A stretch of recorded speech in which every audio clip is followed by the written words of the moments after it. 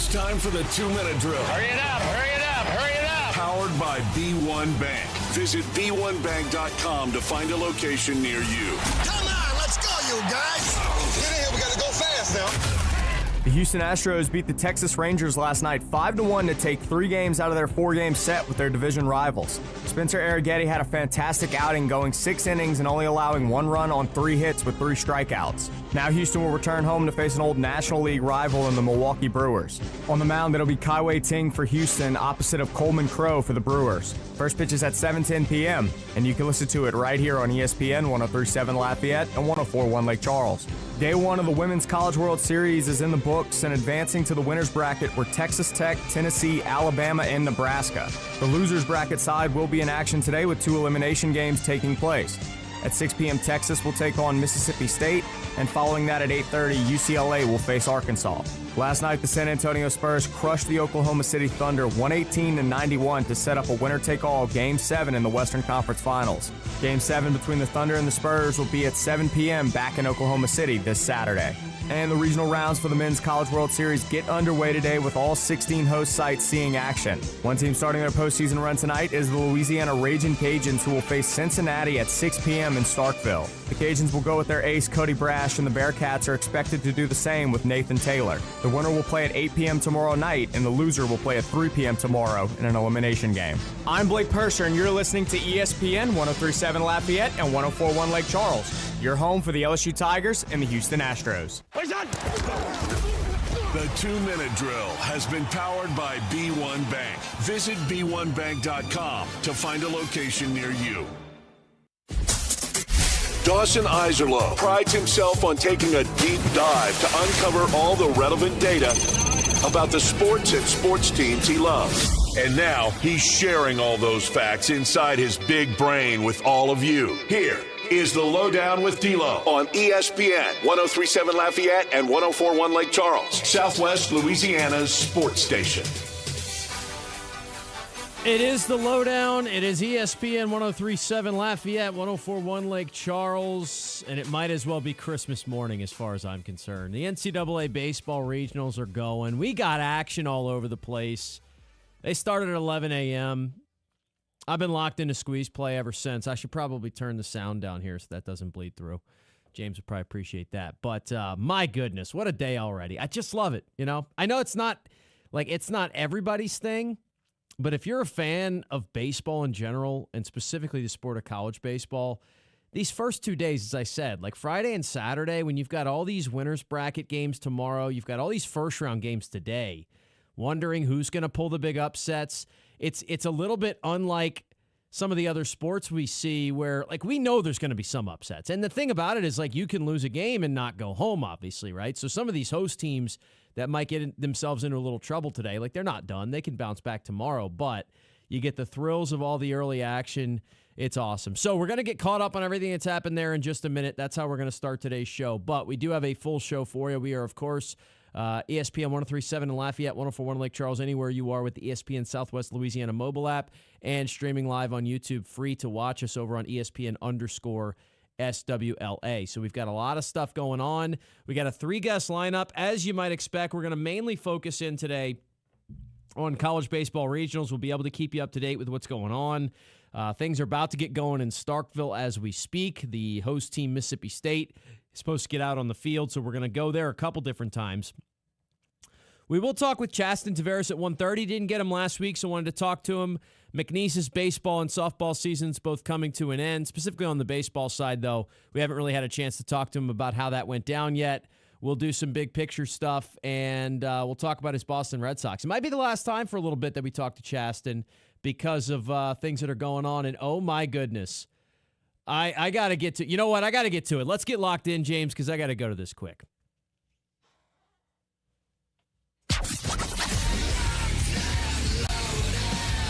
D-Loh is the kind of guy that stays locked in. On what?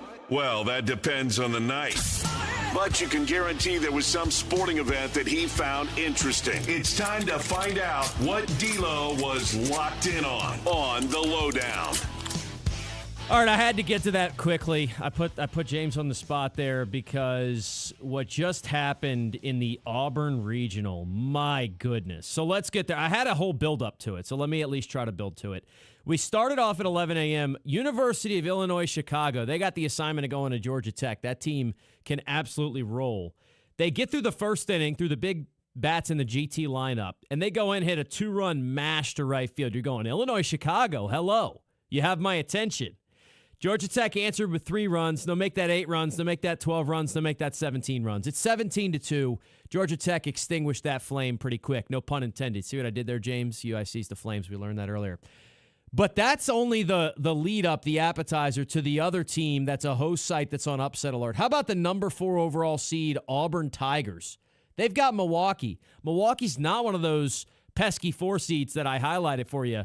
Milwaukee was under 500, 25-31 this year. They got hot and won the Horizon League. They took down Wright State in the Horizon League tournament twice. Wright State runs that conference. Cajun fans probably familiar. They've made a couple trips to the Teague, but they've been winning regionals or winning Horizon League championships and going to regionals for years now.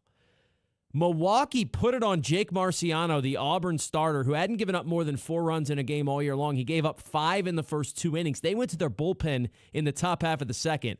And the thing that got my attention, the reason I sent it straight to Locked In, Milwaukee just hit a 3-run jack in the top of the 4th. They're up 10-0 on number 4 seed Auburn, a team that was 6 games below 500. This is an Auburn club that, again, was, the second highest seeded team in the entire SEC, the number 4 overall national seed.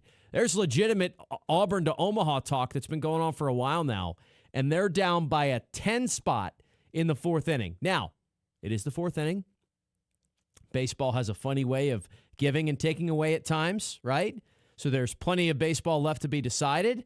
And as we've talked about before, sometimes a team, when they start to smell it, and Milwaukee, I'm sure, is smelling it right about now, that causes some pressure, and maybe you back out of it a little bit. Maybe they'll come back down to earth. But right now, Milwaukee's flying high with a 10-0 lead. What I love about squeeze play, there's a try box on right now. I just watched Northeastern try to do a straight steal of home. I mean, just took off, tried to take the bag. They were out. Kansas did a good job defending it. The Jayhawks lead Northeastern 4-1. Remember, that was my wide-open regional. I thought Northeastern had a good shot to potentially pull an upset. They're trailing right now, but we'll see if that changes at all. Couple other notes from the early games. I talked about Milwaukee already, which was going to be, kind of a footnote, and then now it's obviously exploding into the story of the early window. The pitch-off debate rolls on, right? Whether or not to use your ace in the first game. I thought the Squeeze Play crew did a great job. By the way, they're tremendous. Everybody that's a part of the Squeeze Play coverage is great. And whether it's Schick hosting it, and then you get, Chris Budden will host it at times later on in the afternoon. But, the commentary that they just do a really nice job. I've said that for a while now. The conversation of whether you do it or whether you don't has been really interesting because I told you the historical data says there's not a significant advantage either way. We talked about that yesterday.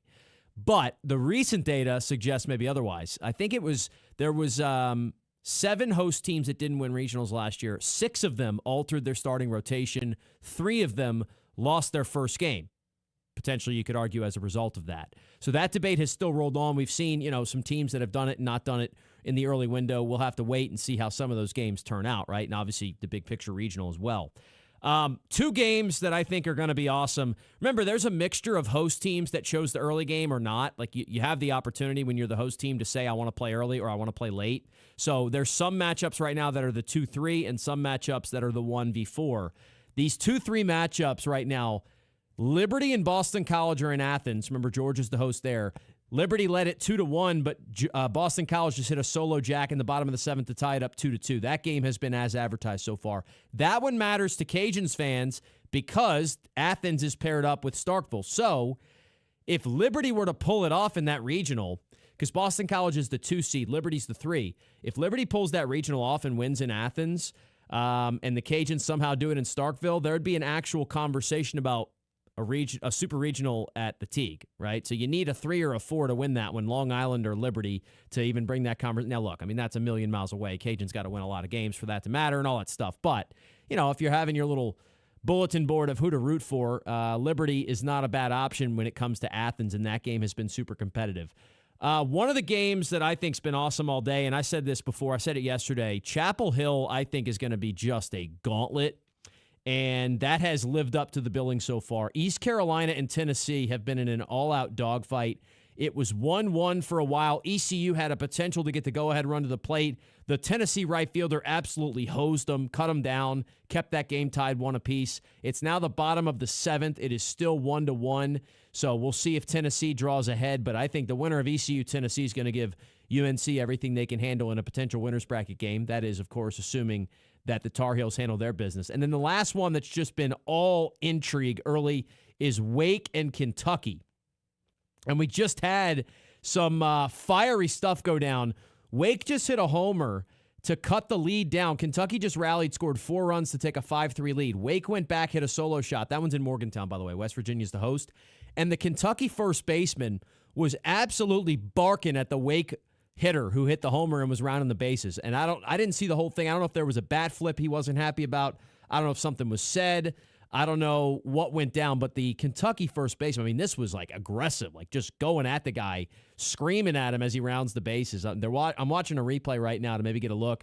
Was this a big bat flip or something? I mean, this is a homer to cut the lead to 1. No, there wasn't a big bat flip, it doesn't look like. So I don't know. Maybe he said something. You never know from this angle, but Wake is within 1 in the bottom of the 6th in Morgantown, so that game's been cinema. Other than that, Florida is in a so far a low-scoring game as a host team against the 4-seeded Rider. Gators lead that one 1-0. I think Florida got a run very early in that one, and as I say it, they've just taken a 2-0 lead, so they had a second run there. You've got, as I mentioned before, Georgia Tech is just all over poor UIC, who took a 2-run lead, and apparently they angered the Yellow Jackets a little bit. And it's now 17-2 in that regard. Southern Miss is hosting Little Rock, and they're down 1-0, but make it 1-1. They just hit a solo shot to tie it up at Pete Taylor Park. You don't have to ask LSU fans how pesky the Little Rock Trojans can be. They took LSU to a Game 7, did everything they could to upset the Tigers, who were able to withstand it. Of course, went on to win the national championship after that. So a tough draw for Southern Miss, but they do tie it up at 1 apiece. And Pete Taylor Park, by the way, is absolutely rocking. They just showed a nice shot from the wide view of that crowd. And I think a lot of the folks, tell you what, it's probably a bad day to try and get a lot of stuff done in Hattiesburg this afternoon. I don't know if your local dry cleaners, your local laundromats, your tax account, I don't know if any of them showed up to work today. It looks like they're all at Pete Taylor Park rooting on their Southern Miss Golden Eagles. Texas leads Holy Cross 4-0. That's the 6-seeded Longhorns as the host team playing. And now Lipscomb and Mississippi State is officially underway. And hey, the Bisons have a runner at second base with 2 outs, so maybe a chance to jump on it early and see if they can get themselves an early lead over the host team, Mississippi State. And if you're a Cajuns fan, you're wondering, like the old, who do you root for in that one? I've thought about it, and so it's one of those funny things. Like when you don't play first, you don't know. You go, well, if we root for Mississippi State to lose that game, and they do, but then the Cajuns lose, now you're playing them in an elimination game. I think the rule would be still root for the Bulldogs to lose, because if they lose and you lose, you still only have to beat them once to eliminate them. Whereas if Mississippi State wins and they're in the winner's bracket, they have those 2 losses to play with, and the team with the most talent on paper, I think you don't want to have to beat twice. So I think regardless, if you're a Cajuns fan, you're rooting for Mississippi State to get upset any game they play in this tournament, even if, and we're not going to know where the Cajuns stand because their game obviously is afterwards tonight when they face off with Cincinnati. But I think that's my rule for sure. So amidst all the excitement, I didn't even get to unveil the guest list today. We do have 3 guests coming up.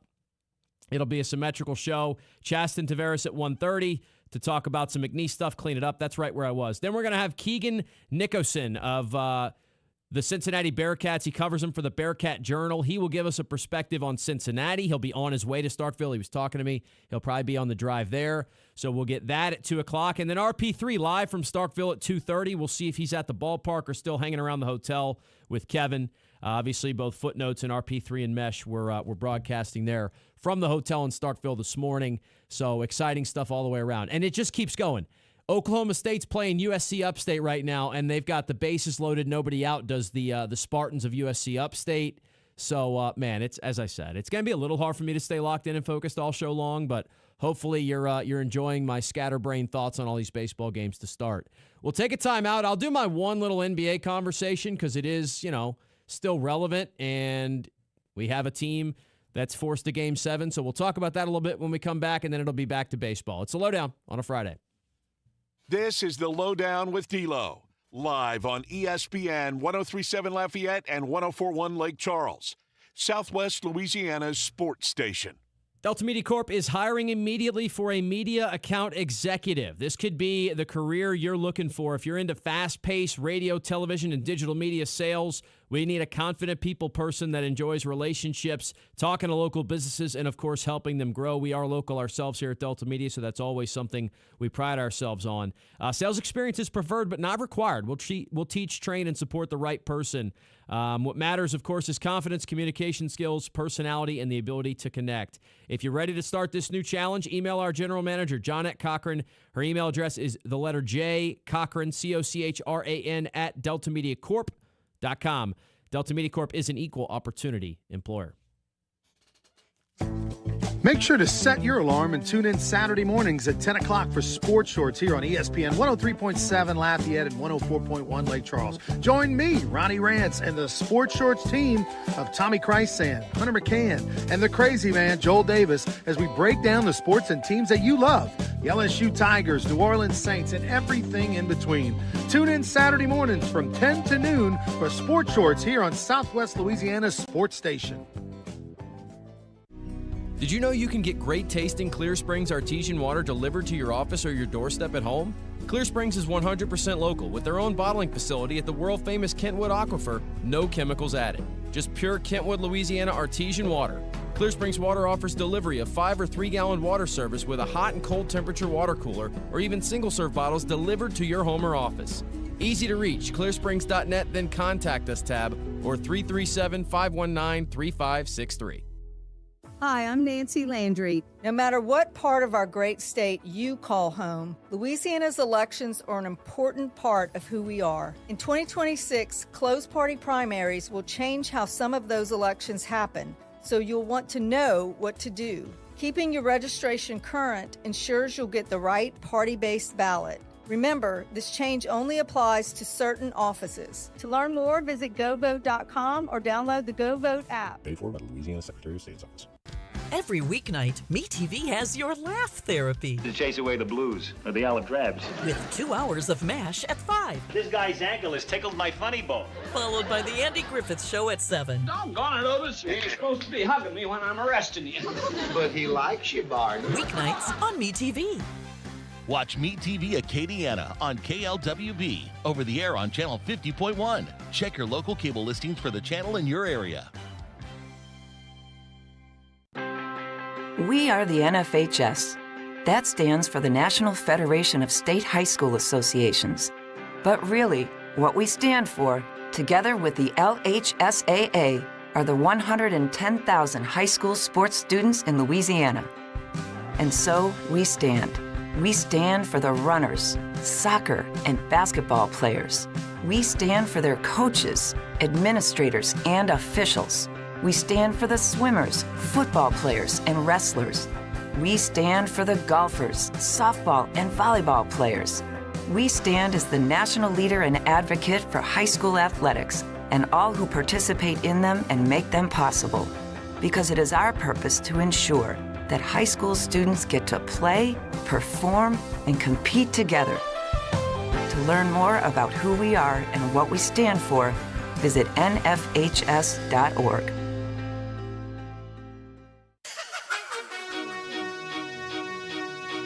This is ESPN 1037 Lafayette and 1041 Lake Charles, broadcasting live from the Beal and Hebert studios in Upper Lafayette. Beal and Hebert, Acadiana's hometown lawyers. Back to more of Southwest Louisiana's sports station. All right, back here on the Lowdown as the show rolls on. One good thing, by the way, we did a lot of college baseball regionals there in the first segment. One good thing to note is, as far as I know, every game that was supposed to get on track has gotten on track so far. Like the weather delays that I thought might be prevalent all throughout the country this weekend. And look, they still might be, but like they're playing in Starkville right now. They're playing everywhere, it looks like. So hopefully those skies are going to hold. Mississippi State is now batting in the bottom of the first, by the way. We'll keep a little closer eye on that one, of course, since it directly impacts the Cajuns. But In the world of the NBA, so last night's game, I didn't get to see as much of this game as I wanted to, but got to see a good bit. And Wembanyama did it, man. We talked about it yesterday, like the adjustments. What was San Antonio going to do? And clearly they found some things that Wemby was able to attack. And he goes 10 of 21. He shot 4 of 9 from 3. Sometimes, look, if Wemby's going to make threes at 7'4", like it's as simple as making them. But he was able to do so. He had 10 rebounds as well. You always look at that block category. You can just pencil in 3 or 4 usually. He had 3 of them. And on the other side of it, as I said, like it's on some hand, it feels simple to just compare Wemby to SGA in these games and say that's the difference maker. But SGA had 15 points. He only got to the free throw line 3 times. That might be a season low for him. He missed all his threes. And San Antonio wins comfortably, right? By almost 30. So this series always felt like it was going 7. So in some ways, we shouldn't be too surprised. It looks like that is, it doesn't look like that is going to fully come to fruition. And, we'll see which of these teams ends up pulling out the victory. But it was it's been fun to watch. And hopefully, I'd love it if Saturday night was a little closer. I feel like this series deserves like an all-time finish to it. Because as I mentioned before, despite how fun it's been, it hasn't been a bunch of really, really close, intriguing games. So we'll talk about that a little bit more as we go. Since I've got a couple minutes here, I don't know when else I would fit this in. So we do have some audio from Jamal Mosley, who was introduced as the New Orleans Pelicans head coach earlier this week. And so, we already talked about this a little bit with Ali, like what Mosley is, going to be capable of, and what the game plan, so to speak, is going to be for him while he's there. And one of the things is, look, that defensive mindset, we talked about it before, it's going to be what he wants to do. This was Jamal Mosley's own words on why he thinks it's so critical to build a team around the defensive side of the basketball. I mean, you look at the teams right now in the finals, like the 4 teams that are, now there's 3, they're all top 5 defensively. And so I think it keeps you on the floor. It gives you an opportunity every single night, no matter what is happening. Shots falling, shots not falling. You give yourself a chance to compete every single night by defending at a high level. Because, when you check, it's who scores more points. You're going to have to put the points on the board. But if you can stop that opponent from getting 2 more, you've done your job. I'm in on it. Look, I like the idea of doing it defensively. I do think, I think you could be a really good NBA team without being very good defensively. I don't know if you can win championships that way. And so, that should be the ultimate goal, although it feels like, I'm sure a lot of Pelicans fans are probably like, I'd just be cool to win a few games before we start talking about championships. So I get that. But I'm okay with that mindset. It's just you got to have a certain type of player. And so, is Zion going to be willing to buy into that? Clearly I don't think Jordan Poole's necessarily going to be all bought into that. So maybe that ends up being why he doesn't end up on this roster. Those decisions can be made when the time comes. But are the Pelicans' best players going to be willing to operate that way? I guess we're going to find out. And as we said with Ali, it sounds like they better be, or they might not be around very long because this front office is serious about it. And they're going to they're going to back Mosley, at least at the beginning here. He also talked, obviously, about what Zion can do, and so I've been very intent to hear how he was going to talk about Zion, and this is what he said initially, at least. I think capitalizing on it and then he hasn't even scratched the surface of things he can do. I really do believe that, and I think being able to open the floor up more for him attacking, being able to play him in different positions, because he's an excellent basketball player with a high IQ. For playmaking, for making guys around him better, knowing when to make plays, and the right passes to make. But I think just opening the floor up a lot more for him to attack the basket, giving space, being able to live at the free throw line consistently. But some of the things he's done here have been obviously spectacular. And so just making sure that we continue that along with us being healthy. Perhaps the most important line there, right there at the end, keeping him healthy. Yeah, that makes sense. About the rookies last year, right? They brought in Fears and Queen. We know about how much investment they put in Queen with all the picks that were traded and everything that people got upset about. What does the new Pelicans coach think about the way those two can help this team? Those 2 guys, watching them on film, talking to them, Obviously, Jeremiah has the last name that fits him perfectly in being fearless, and I know that we've used that, and he'll probably run with that until he can't anymore. But there's a toughness about him, there's a seriousness about him, there's a focus about him that he just wants to be great. And same thing with DQ. You can see it on him. And he's not afraid. I'm watching some games back, and you can see he's probably the first one, something goes on, he's the first one in there. And that's what we want. Guys that aren't afraid. And his skill set, his basketball IQ, knowing the game, how to play, where to play, the right reads to make, selflessly. I think that's what you have in both of those guys. And they're young, and so their ability to create these habits and the daily routine, the consistency of real work is exactly what these guys are capable of doing. I hope they both turn into really, really good players, and we can look back on that draft with a little bit more fond memories than, what was kind of made fun of. As I mentioned, is it fair? Is it not fair? How it was talked about? That's up for debate. Last one here that we've got time for. I just thought it was funny that he was asked about Kellen Moore, who showed up, by the way. Shout out, support the guys in your building, right? And so he had a take on maybe getting some advice from Kellen Moore, maybe looking after him a little bit. I'm a big-time football fan, so I will be over there stealing whatever I can. I was in Dallas when he was in Dallas at the time, so I think that's where I love the football mentality. And the thing about the football mentality is it's physical first, and we are going to be unapologetically physical. And that's where we will go with it. And the other side of it is that they have real conversations as well. It's when you're in your positions meeting, you missed an assignment, I'm calling you out on missing this assignment versus dancing around it. Here's what you were supposed to do. Here was your job. Here's your assignment. Get it done. And that's not personal. That's trying to win at the highest level. And so that's what I steal from football all the time. We had 4 football players with the Magic, and so now we have guys that have played with us here with the Pelicans. So I think that's a big portion of understanding the physicality that it takes, but also the mentality that you have to have behind it. You can't be afraid of contact, and you can't be afraid of getting knocked down or knocking someone else down. It's an interesting take. I'm all for it. All right, talk about some physicality, talking about the comparisons to football and basketball. I don't know if it's what you immediately think of, but go ahead, Coach. We'll see what happens. So that's Jamal Mosley, introduced as the next New Orleans Pelicans head coach, of course. And, they've got an interesting offseason to navigate here, some decisions to be made. And, as I do with basically any coaching hire, I'm going to give him a shot. Let's see what he's got. And, I guess he's got the old adage of it can't be a whole lot worse than it was last year, right? That's going for him. So we'll see how that works out. Auburn is not dead yet. They hit a 3-run homer, and I wonder if that 3-run homer just kind of settles them down, gets kind of everybody with their feet underneath them that goes, all right, guys, we're still the host. We're still the number 4 overall seed, though. So they're only playing in the bottom of the 4th. There's an eternity left in that baseball game, but Milwaukee is still the early leader on potentially becoming this year's Cinderella. ECU and Tennessee still tied at 1. I think Boston College, I just saw them hit a big homer to take the lead over Liberty. So that game that I told you about that's in Athens is now a 1-run lead for Boston College in the very late stages. So we'll keep you up to date on all those.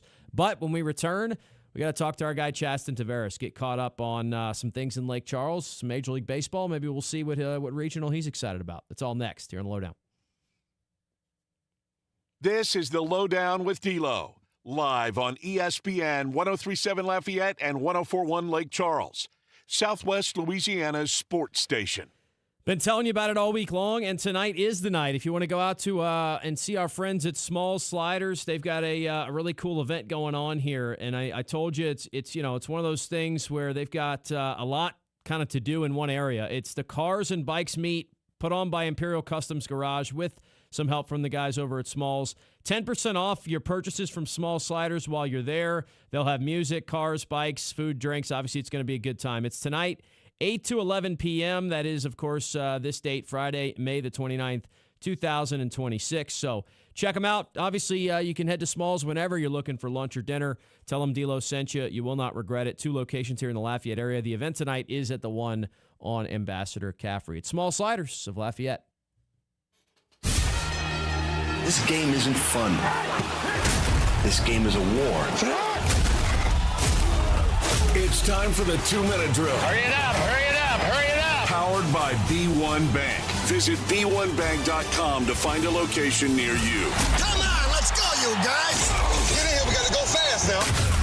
The Houston Astros beat the Texas Rangers last night 5-1 to take 3 games out of their 4-game set with their division rivals. Spencer Arrighetti had a fantastic outing, going 6 innings and only allowing 1 run on 3 hits with 3 strikeouts. Now Houston will return home to face an old National League rival in the Milwaukee Brewers. On the mound, it'll be Kaiwei Ting for Houston, opposite of Coleman Crowe for the Brewers. First pitch is at 7:10 p.m., and you can listen to it right here on ESPN 103.7 Lafayette and 104.1 Lake Charles. Day 1 of the Women's College World Series is in the books and advancing to the winner's bracket were Texas Tech, Tennessee, Alabama, and Nebraska. The loser's bracket side will be in action today with 2 elimination games taking place. At 6 p.m., Texas will take on Mississippi State, and following that at 8:30, UCLA will face Arkansas. Last night, the San Antonio Spurs crushed the Oklahoma City Thunder 118-91 to set up a winner-take-all Game 7 in the Western Conference Finals. Game 7 between the Thunder and the Spurs will be at 7 p.m. back in Oklahoma City this Saturday.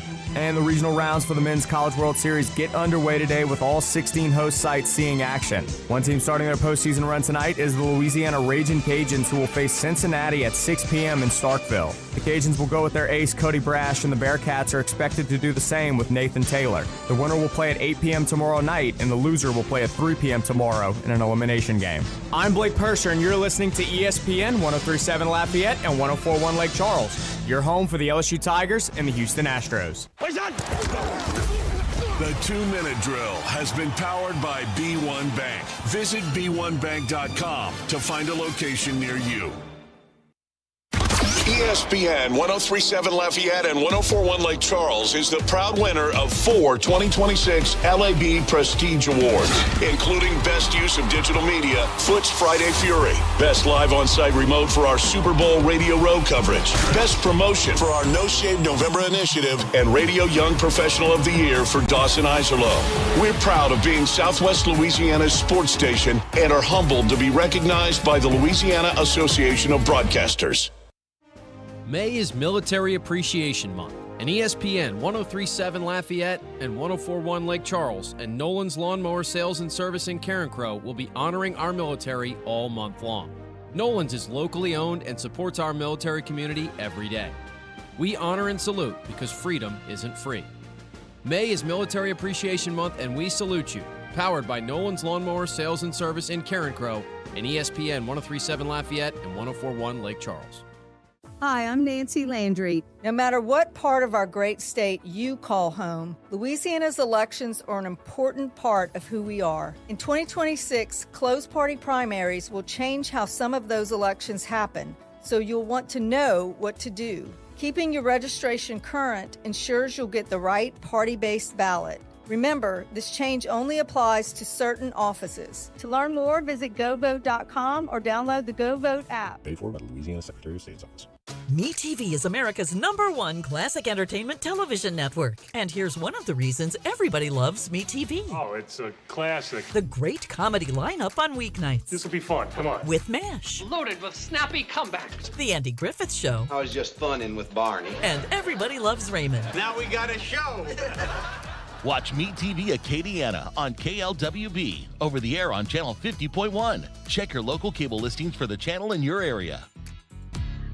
Are you being audited and do you owe the IRS $10,000 or more in back taxes? Is the IRS threatening to take more of your money? Don't fight the IRS alone. The Tax Doctor is here to help you negotiate a lower tax bill. The IRS can freeze your assets and seize your bank accounts, but you can stop these IRS actions. The Tax Doctor will fight for you using industry secrets that can stop any IRS actions, eliminate penalties and interest, and reduce your past tax bill so you pay the IRS less. If you owe $10,000 or more in back taxes, call the Tax Doctor now for a free IRS audit emergency review. 800-281-0266, 800-281-0266, 800-281-0266, 800-281-0266. Can't get enough discussion about the college programs you know and love? Not to worry. Dawson has you covered, coming up right here on the LohDown with D-Loh. It is the lowdown on a Friday. It's a good thing I'm pretty decent at multitasking because the quad box is just going stupid right now. I mean, we've got action all over the place. Chasten Tavares is with us, Gator 99.5. Chasten, you've been calling so many games. Are you baseballed out, or are you still locked in on regionals, man? Where are you at on this? I didn't know how I would be on this just because it's been obviously a chaotic couple of weeks with all the games. But no, I'm sitting in the office and I've got it on the screen. I even heard you as we were during commercial break. I heard you. I heard you watching with a couple of chaos plays happening right now on the squeeze play. Yeah. Speaking of chaos, I saw you got in like a bar fight on Memorial Day. You want to recap that for us? Yeah, is that what we'll call it? No, it's actually. I wish there was actually a cooler story. It actually could have been. It actually could have been much worse. I will preface it with that. No, I literally, at our age, we probably shouldn't be diving into the pool. There's no age limit. But on I went fun. I went to dive into the pool, and you're supposed to like come out and go to the top. Yeah, my body did not allow me to do that. And so I just went straight to the bottom, full speed, and went right into the bottom of the pool, which did not bode well for me. I didn't think anything of it. I just knew it hurt. I come up, and everybody that was there, like I turned around, and they like completely gasped. And I look up, and it just looks like a murder scene because there was so much blood all over the place. It was a little chaotic, but we're all right. Well, that is why I asked you the question, because it looked like you were bouncing back from it, so I wasn't too nervous about it. Man, so going back a little bit, we talked about it. You even ended up on the call a little bit at Lamar, and I got to hear your work for that series. Was that always part of the plan? I don't even feel like you mentioned that you were going to be a part of that call. Well, so what happened is they had happened to call. They had called and they said, "Hey, would you like to come down? We'd like to get somebody with more McNeese knowledge on the call to join the Lamar guys." And I was like, "Yeah, I mean, we can make it work." So yeah, it was awesome. Appreciate the folks over at Lamar letting me come on over. Yeah, that was it was a different perspective for sure, but it was pretty cool stuff. Let's talk about that series then. Of course, we know what happened. Lamar's playing a regional today, and McNeese isn't. But, from the way Game 1 to Game 2 was a little different, just what went wrong, in your opinion, for McNeese? Yeah, look, Game 1, if it could go wrong, it did go wrong for McNeese. Look, I think, and there were so many different things that kind of proved that, too. I mean, look, they had a couple of little dribblers over the first baseman's head. They kind of babbed them to death. What's crazy is it kind of started off well for McNeese. You start off, and that's not a ballpark that the wind typically blows in. It's not a ballpark you hit a bunch of homers out of. And McNeese comes out and they take the early lead. They're up 1-0. They threaten big in the first inning. Hayden Stringfellow hits a big homer to start off the game. You're like, okay, here they go, and then it just did not. Nothing from there on out went their way. Cooper Golden. There was a play where Cooper Golden. Connor Walker almost took Cooper Golden out. He kind of had to go to the ground, and he was never the same after that. That was a little strange. Game 2 was one of the better college baseball games I've seen all year. If you like pitching and defense, that was your game. What's crazy is like. I said this a couple of times on the broadcast. We didn't really have any big swings in Game 2. The pitching was just outstanding. I mean, Eric Noxheim kind of did what Eric Noxheim does all year. Lamar was fantastic. It was actually a couple of probably plays in the field that probably cost McNeese a little bit. It cost them the 2 runs that they gave up to Lamar. DJ Pinkerton kind of in between on a ball in the outfield and whether to dive on it or not, slowed up on it. And then Easton Dow, instead of, trying to turn 2, he ends up fumbling a ball and doesn't get anybody out. So that ended up scoring a run for Lamar. So, look, it was, Game 1 was obviously Game 1. Game 2 was a heck of a game. And, look, Lamar, their pitching is so deep. And, look, that's how they win ball games, with their pitching and, playing small ball. That's kind of how they like to win, and obviously they were able to do so. And, look, they were the team that coming into the year that everybody – kind of talked about in the Southland Conference. I think D1 Baseball had them as their sleeper team to make it to Omaha, which we'll obviously we'll see about that. I don't know if that's going to be the case. Obviously now with all the Will Davis stuff kind of surrounding him, but it was certainly a weird year as we talked about all throughout the year for the Southland Conference in baseball. Yeah, and it's actually kind of rare you say all this pitching depth when we're talking about a team, in the Southland, especially at the end of the season. Sometimes the injuries start to stack up. I mean, in your eyes, look, it's A&M. I mean, it's going to be a very uphill climb, but you think they can make some noise in that regional? Look, well, I mean, we'll see. I mean, look, they really can pitch it well. We'll see. That's how they're going to have to do it. The problem is scoring runs, because for me, watching them, it wasn't – their offense doesn't scare you. I put it to you that way. Outside of one or two guys, that offense really doesn't scare you. Obviously, Valen Valentine's pretty good, so is Jake Wagner. Bo Dermon's pretty good. But outside of that, there's nobody that, A.J. Taylor, there's nobody that really, scares you that much. But, look, Travis Lutz is really good on the mound. They've got guys. Chris Olivier is obviously the pitcher of the year. He's fantastic. So they've got guys that – they will have to kind of get into it, in a groove pitching-wise if they want a chance to win it. Do I think they win it? No. Would I be shocked if they did? I don't know if I'd say shocked. I don't think they do, but I mean, we'll certainly see. I think they get to go in about an hour. For this McNeese baseball team, we measure success in different ways at different phases of a program. They've made their mark making the NCAA tournament before. How will you view a season like this one? Fascinating. I think we talked about this. I'm going to be honest. This, I think, is probably one of Justin Hill's best jobs. I know the COVID year was really weird with everything that they kind of faced, and they ended up winning the conference that year. This is, in my eyes, one of his best coaching jobs because, look, this team dealt with a lot. They went through a lot of kind of peaks and valleys. They didn't play good baseball at all. Trust me, I was there watching every single one of them at home. I know. They didn't play good baseball at times throughout the year, but when you're hot, and they were able to get hot at the right time and kind of play the way they thought they would. I mean, look, they had guys that they thought were going to be able to produce for them. They didn't produce. The pitching staff at times was really good, at other times it wasn't. How do you measure this season? I think there's certain things that you can take out of it. Others, that's why I say it's a fascinating year. Making it to the conference, championship series, that's a success in its own. Now, regular season wise, I don't know if they would consider it a success. I mean, they kind of squeaked into the postseason and, were able to, obviously eventually get to the championship game, which obviously is a success. But this is a weird season to kind of say, how do you measure, what this season is? We are talking with our friend Chasen Tavares, Gator 99.5 over in Lake Charles. He is with us here on the LohDown. All right, the important stuff, Chasen, your Boston Red Sox, man. Like, they're just still kind of stuck in the mud. I mean, there's this feeling right now. I mean, this could change, in a couple of days. But right now, the Astros have finally started to get some stuff together. Are you getting any of those glimpses with your Boston Red Sox? Is there anything that's like, man, maybe they're about to start going on a run here?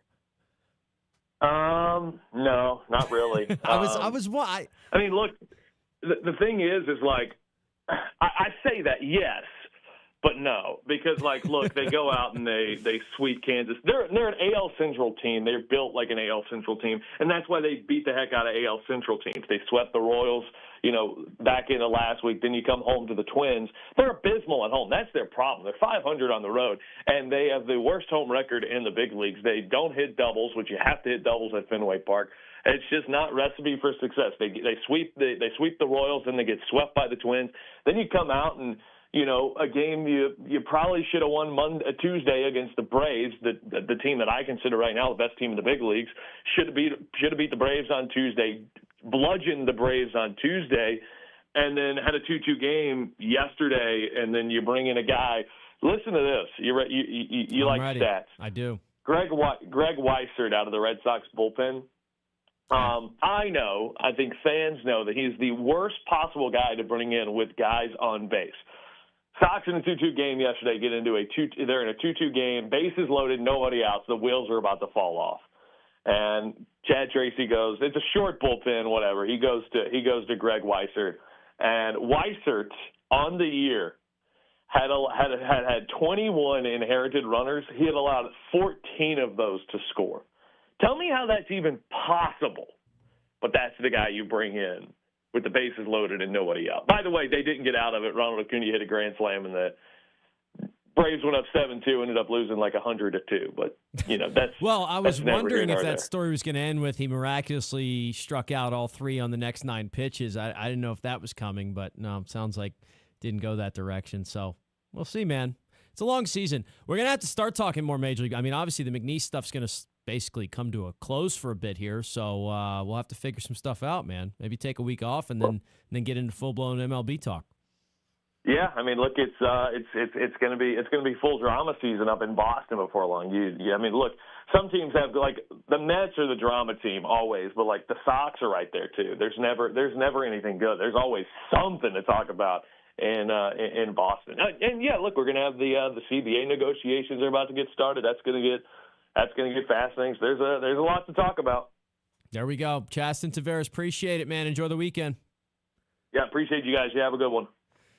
That is our guy, Chaston. We will take a timeout. We got to close hour number 1 on the other side. There's just still nothing but awesome baseball going on right now. Wake Forest just hit a homer to tie it at 5-5 in the 8th against Kentucky. Southern Miss has a bases-loaded jam on their hands. They're up 2, but they might be in some trouble. Liberty's trying to close out Boston College, but they couldn't get the leadoff guy out. ECU's trying to close out Tennessee, and they've got Norby on the mound, who's their ace in the hole.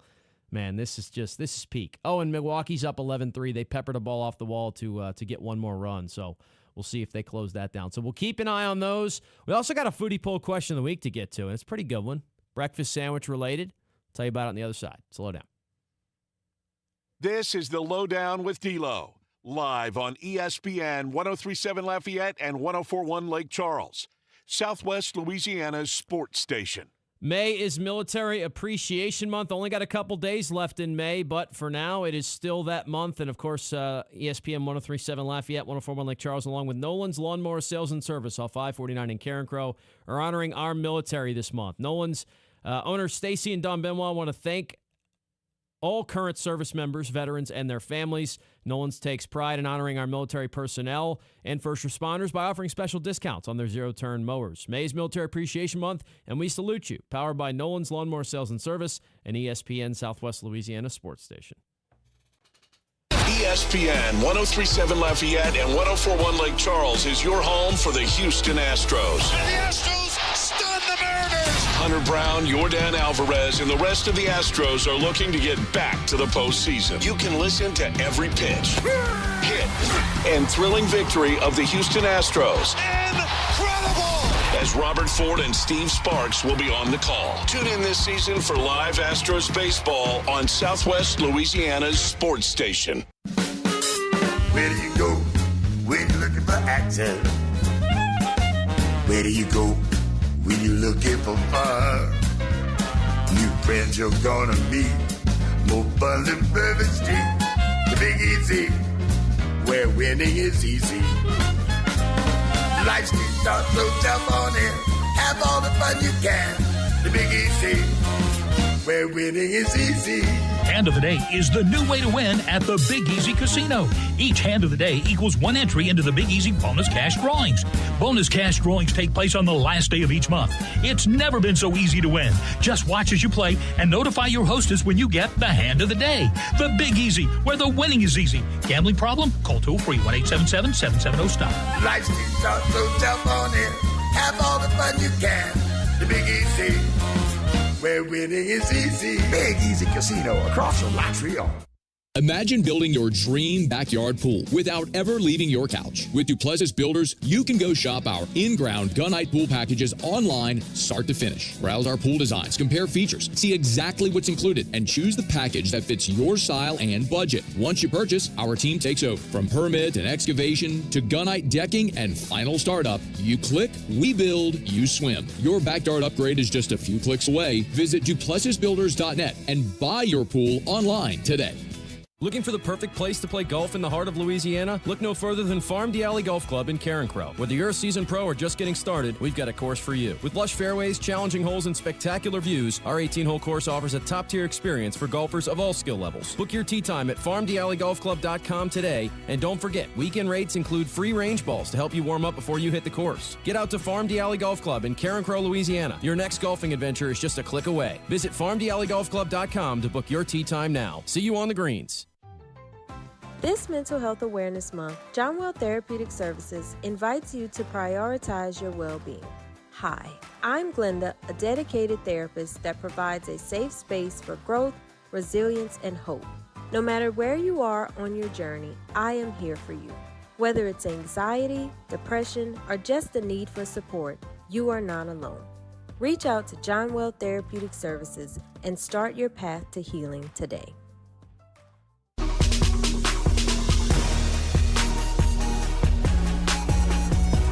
Helping you get through your workday. This is ESPN 1037 Lafayette and 1041 Lake Charles, Southwest Louisiana's sports station.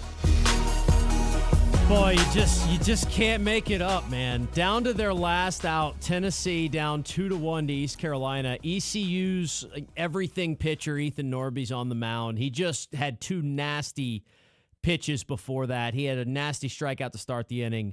And Tennessee just hits one off the light pole to tie it up 2 apiece. I mean, this has been look, I know this is my thing, right? So I'm going to be fired up regardless. This feels as good an early window as we've had in regionals in a long time. I mean, we've got, as I mentioned, Boston College is down to their final out right now against Liberty in Athens. Milwaukee's still leading Auburn 11-3, although the Tigers are continuing to try to chip away. They've got a runner at third base. Wake and Kentucky are tied at 5 apiece in the 9th. Southern Miss, as I told you, is trying to get out of some trouble. Mississippi State and Lipscomb early on. Not a whole lot going on in that game, by the way. The Bisons are putting up some zeros. Boston College just hit a little looper, and a sliding catch ended the game. So Liberty wins game 1 in Athens, which I said is probably not the worst-case scenario for the Cajuns, although Georgia's still looming there. They'll play later tonight. We're all over the place in a good way right now. So we get a chance to introduce you to the poll question of the day. It is our foodie poll question of the week, and it has to do with breakfast sandwiches. Of course, this is an afternoon show, but it's all right. You can imagine what you're going to have tomorrow. We're asking about which breakfast sandwich do you prefer? We've got biscuits, burritos, croissants, bagels, and English muffins on the board, and obviously write-ins are welcomed here. So my answer, I said, is burrito. And I told this story on the Jordy Holtberg show. I was helping BP out today as his producer as he was filling in for Jordy, so I'll tell it again. I used to work at TPC Louisiana. I've talked about that in the past. We had a really solid employee discount on the food over there. It was probably the best thing we had going for us, in addition to being able to play golf when I wasn't on the clock. But the ground, they had this thing called, and as far as I know, they still have it. So if you're over at TPC Louisiana, ask for it. The Groundskeeper Burrito. I don't know what it costs to the general public, but for me, like after my discount, it was like $2. And it's the biggest burrito you've ever seen in your life. It's got eggs, it's got bacon in it, sauce, like everything you can imagine. It's wonderful salsa they serve it with. It'll change your life. So that's kind of the reason. That's really the first great breakfast burrito I had, I think. And ever since then, I've been on that train. So like if you've got that on your menu as a breakfast place, that's probably what I'm rocking with. Bonus points, and I say bonus points, it's almost a necessity in my opinion. You got to toast that burrito up. Anytime you're cooking a tortilla, to be honest with you, like you got to toast that thing. Tortillas are best made when they're toasted, so that's something to keep in mind. But I think I'm going burrito. I don't have a problem with any of them. As I said, the one thing I really get frustrated by is a crumbly biscuit. Like if your biscuit doesn't have any substance to it, it can't withhold anything, and it's going to turn into ashes underneath me. That's not a big breakfast biscuit for me, because especially one that you're supposed to try and put stuff on.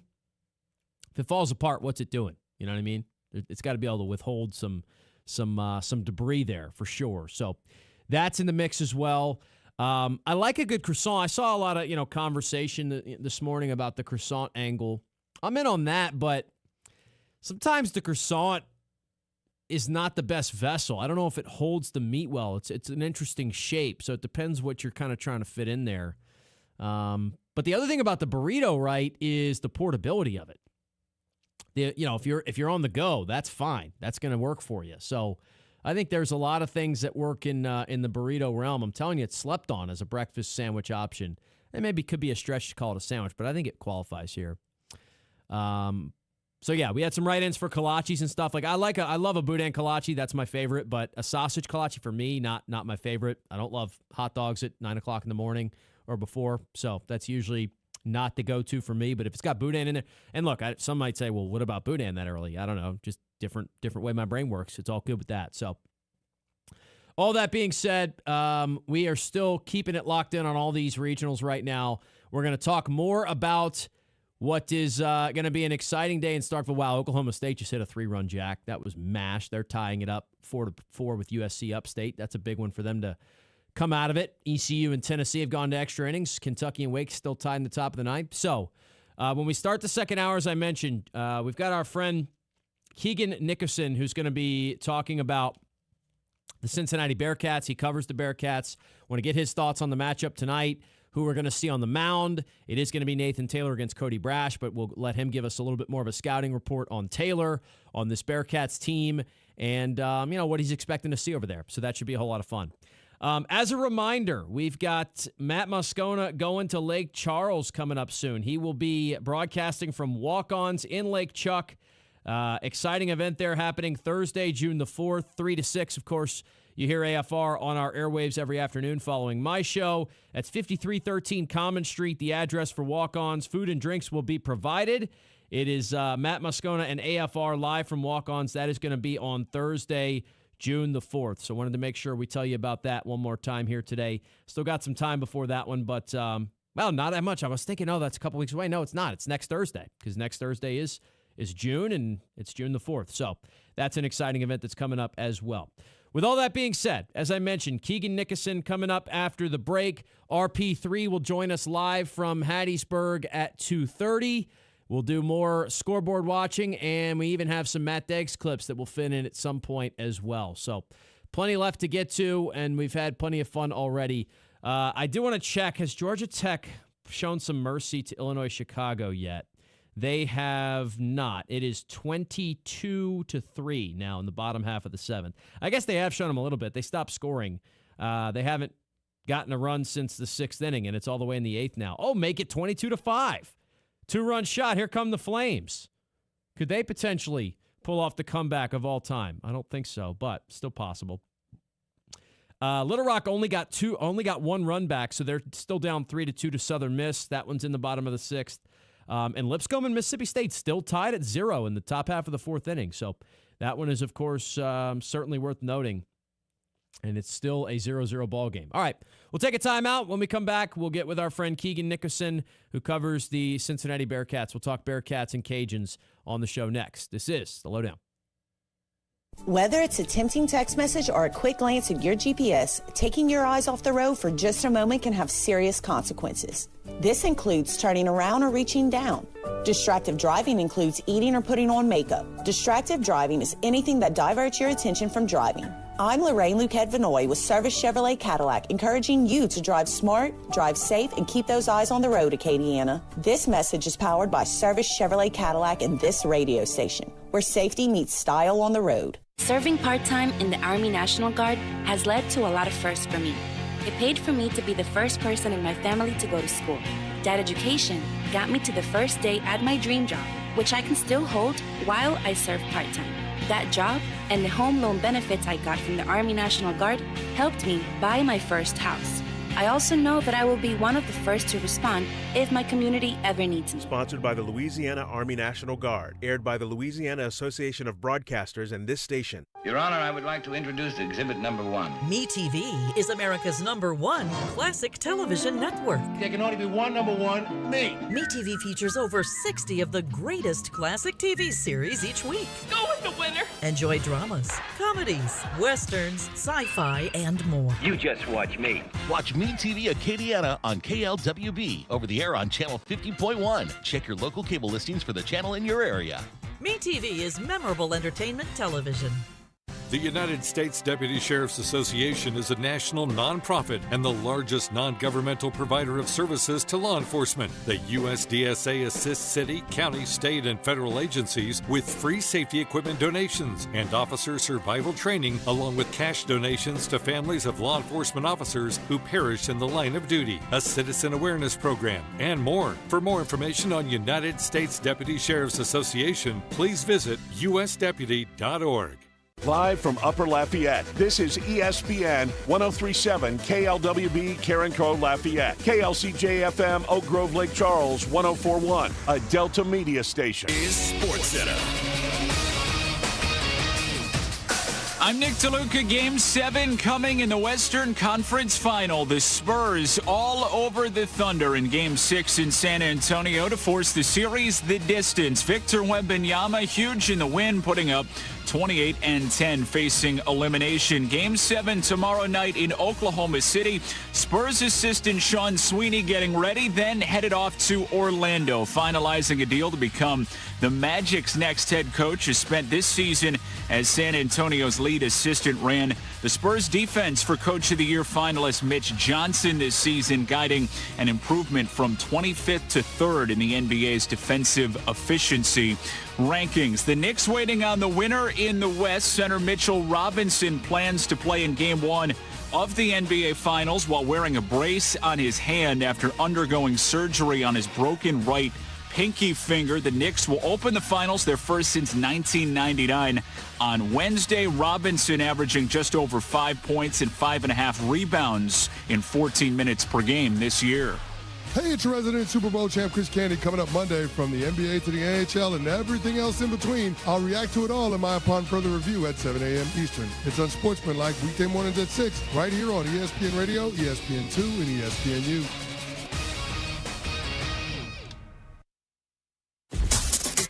Dawson Iserloh prides himself on taking a deep dive to uncover all the relevant data about the sports and sports teams he loves.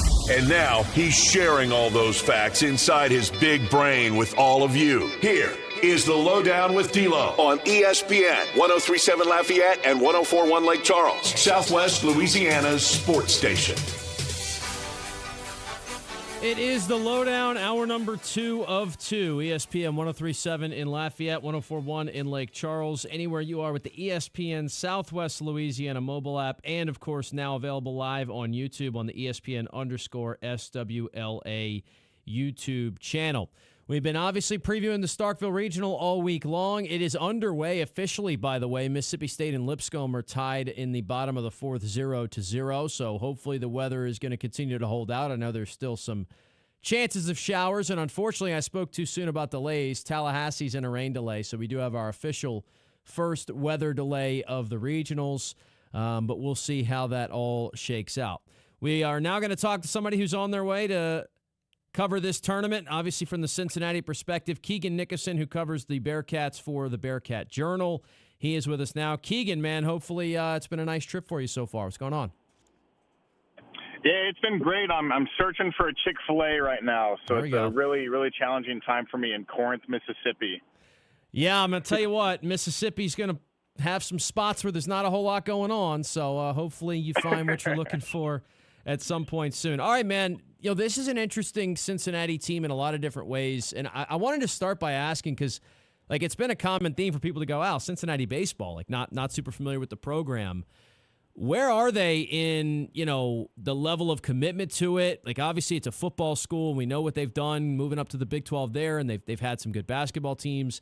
Like where does Cincinnati baseball rank for like Bearcat fans even? Well, for Bearcat fans right now, they are undoubtedly number one, just because they're the only team in the past 6 years, something like that, maybe 7 years, that's gotten to like an actual postseason tournament. The football team made the playoff in 2021, so there's an error in that from me. But this is the best all-around performing program at Cincinnati. And you kind of mentioned commitment. I don't think that John Cunningham knew that this was going to happen when he hired Jordan Bishel from Central Michigan. Bishel was a guy who had came up through the ranks, coached in the Northwoods League, D2, and then the small-time D1, and he'd really won everywhere he went. And now he's one of the trendiest head coaches in all of college baseball. And he's taken a team to the NCAA tournament in back-to-back seasons for the first time in program history. And not only has he gotten them there, but now they're a 2 seed the season after getting in for the first time and being a 3 seed. So it's been amazing. And I didn't expect this to happen either. And it's kind of forced Cincinnati to commit a little bit more to baseball than they might have expected that they needed to, maybe wanting to focus everything on football and basketball. But Bischel has really just shown that he can turn this team into a perennial contender. How have the expectations changed? Like, was there a feeling of maybe a little bit of contentment with being there last year that you've sensed is a little different this time around? Absolutely, yeah. Especially when you get to the start of the season, there was some lower expectations to start the year just because they lost Carrington Cross, who was the Big 12 Player of the Year. I think it might have been unanimous. And then Landon Bitterick is drafted in the 3rd round by the Dodgers. He was an outfielder, real toolsy guy, stolen bases, power, really great fielder. But then you come in and Quentin Coates hits like 7 home runs in his first 6 games or something like that. True freshman Enzo Infeliz is the freshman of the year. Jack Matilli is looking like a 2nd or 3rd round pick at catcher. Nate Taylor is the ace that you thought he would be, and he's looking like he could be a 3rd round pick. So while they lost the top of the roster talent from last season, all of the guys who were contributors last year have really turned into borderline stars. And there's 5 or 6 guys who you could look at this team and kind of assume that a really big program somewhere else in the country is going to try to poach them and offer them a bunch of money this upcoming year. So they kind of shifted the expectations after the first couple weeks of the season, and they were consistent the entire year and led to getting the 2 seed and I think the number 19 overall seed in the entire tournament. You alluded to it there a little bit with kind of what's made them successful this year, but what's kind of been the MO? What's allowed Cincinnati to have such a good season? The complete opposite of what it was last year, which is just power and home runs. Quentin Coates broke the UC single-season record with 28 home runs this season. I think Jack Matilli is somewhere around 15 or 16. And Enzo Infeliz is one of the best power-hitting freshmen in the entire country. I think he's hitting like 350, something like that. So in the past, it's kind of been what they call Bischel ball, which is we're going to bunt, we're going to steal bases, put pressure on the defense, and force them into mistakes. And you saw that a lot in the regional last year. It was how they beat Wake Forest in Game 1. But now you're kind of pairing that putting pressure on the defense offense with really great power hitters up and down the lineup. And it's really a cohesive and deep team who can beat you in multiple ways. But with the short kind of dimensions at Starkville at Dudy Noble Field this week, I'm kind of expecting them to try to have some fun and elevate and celebrate at Mississippi State. We're talking with Keegan Nickerson, who covers the Cincinnati Bearcats baseball team. He joins us here on the show. The Bearcats and Cajuns will play, weather permitting, at 6 o'clock tonight. And by the way, since we started talking, Mississippi State's opened it up, got on the board, and now they're up, I think, 4-0 already on Lipscomb. So that's going about as expected now at this point. Keegan, we're going to see Nathan Taylor tonight, and you talked about it, potential to be a pretty high draft pick. What's kind of his profile, and what can we expect to see from him on the mound? High velocity guy, will probably sit around 95, touching 97, and then he's got a wipeout slider. That's kind of been his go-to pitch that's turned him into an ace. It's been his strikeout pitch. So he's going to try to get Louisiana to chase a lot, but above all else, he's going to compete. He plays with a ton of energy. He actually was the starter in Game 1 of last year's regional at Tennessee against Wake Forest and threw a really, really great game. So if there's anyone on the entire team that should be primed and ready to go for this kind of atmosphere, it should be Nathan Taylor. So I have pretty high expectations for what he's going to do. I think he was first team all Big 12. Maybe I don't think he was pitcher of the year, but he set the strikeout record for UC this season. So that development is there. And now he really wants to push UC just beyond a regional berth. And I think he has a good chance to do that. If there's a place that this team's vulnerable, in your opinion, Keegan, where would that be? That's a great question. I think I would have to say just infield play. Quentin Coates, who is the power hitter that I mentioned earlier, usually plays first base. Enzo Infeliso plays some first base as well. And they're kind of error prone. That would be the thing that was brought up to me by some other Louisiana baseball fans and podcasters of, maybe the Raging Cajuns just bunt a ton and put a bunch of pressure on them, force them into some errors and scrap some runs together and then take the momentum. And I don't think that would be a bad idea at all. I would never really count on a first baseman making an error in that kind of situation. But if I had to pick a weakness, it would be the infield play. But the outfield play might be one of their strengths. I don't know if there's a stat for how many robbed home runs a team can have in a single season, but UC has to be just up there with how many times they've ended up on SportsCenter's top 10 robbing home runs and kind of putting their body on the line. We mentioned at the beginning of this the buy-in from the fan base, and as you said, they've been the program winning the most recently, so there's some real excitement there. What do you make of how many fans are going to travel? I know there's a lot of Cajun fans that'll be there. It's still going to be, obviously it's a dominant Mississippi State crowd in the games they play in, but tonight I'm always interested. When it's the neutral site and there's two teams that aren't playing at home, who's going to have more? What do you make of what the Cincinnati fan base presence is going to look like? Yeah, that's a really interesting conversation. There were a decent amount in Tennessee last year. It wasn't anything to the point where they were taking over the stadium against Wake Forest. It was probably 30 or 40% full with the two non-host teams playing, which Knoxville is a lot easier to get to than Starkville compared when you're coming from Cincinnati. So I wouldn't expect a ton. I wouldn't expect a huge home presence, but there's going to be a decent amount of fans there. I think you'll be able to notice that there are Cincinnati fans there at the very least. But I'm also interested to see just how much Mississippi State fans fill it up, even though Mississippi State might not be playing in the late game. That's why I'm really hoping for a St. House split in this weather that it avoids us, because I've been looking forward to this atmosphere for a long time.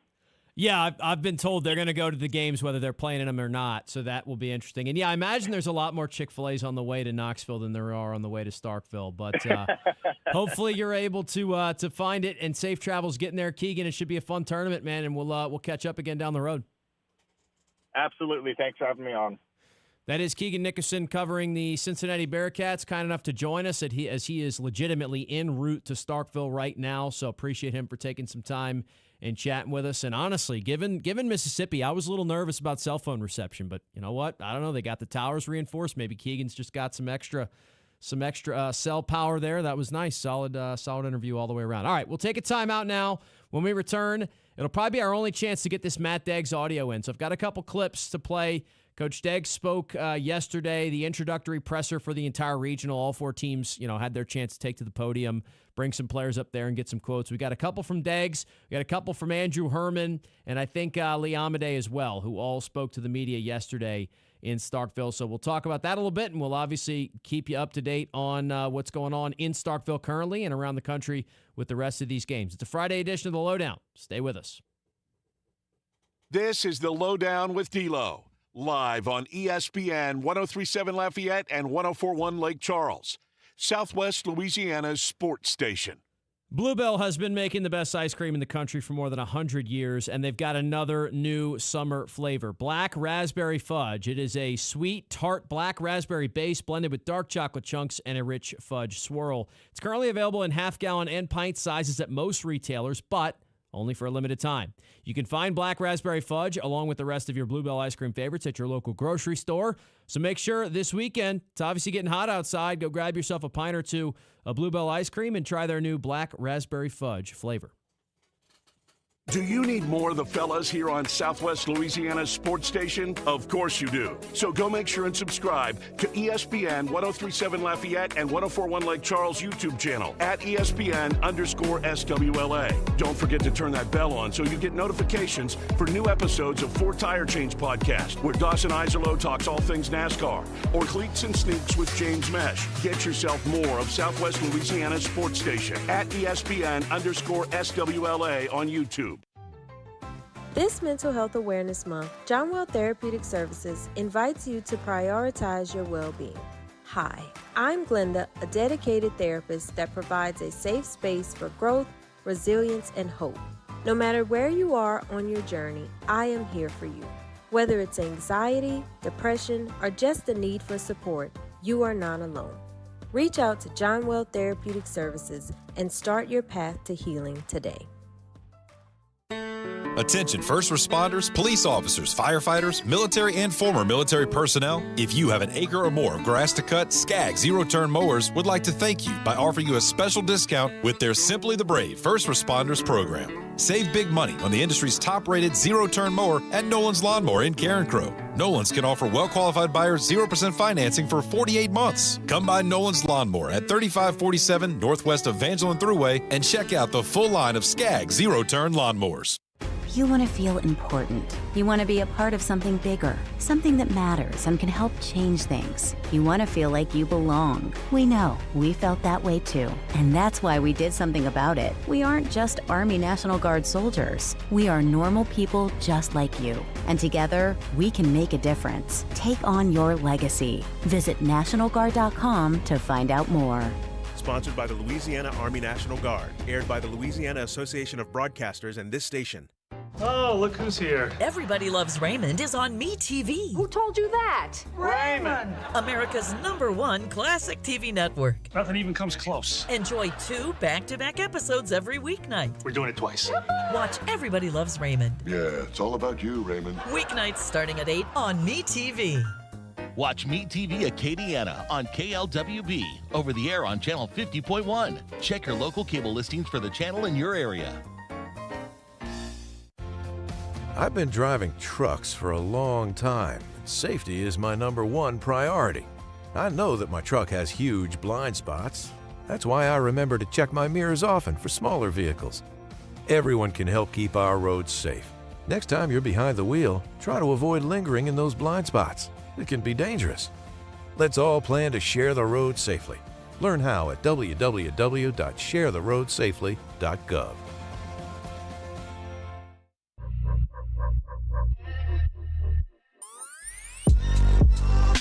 Back to the sports talk you not only want, but need. This is ESPN, 103.7 Lafayette and 104.1 Lake Charles, Southwest Louisiana's sports station. Yeah, we're very, very proud to be here. It was a long journey for us personally to get to this point, and it's always part of our expectation is to, win the league and win the tournament and find yourself in a regional and have a chance to get to a super and have a chance to get to Omaha. That's stuff that we've done in the past and are capable of doing.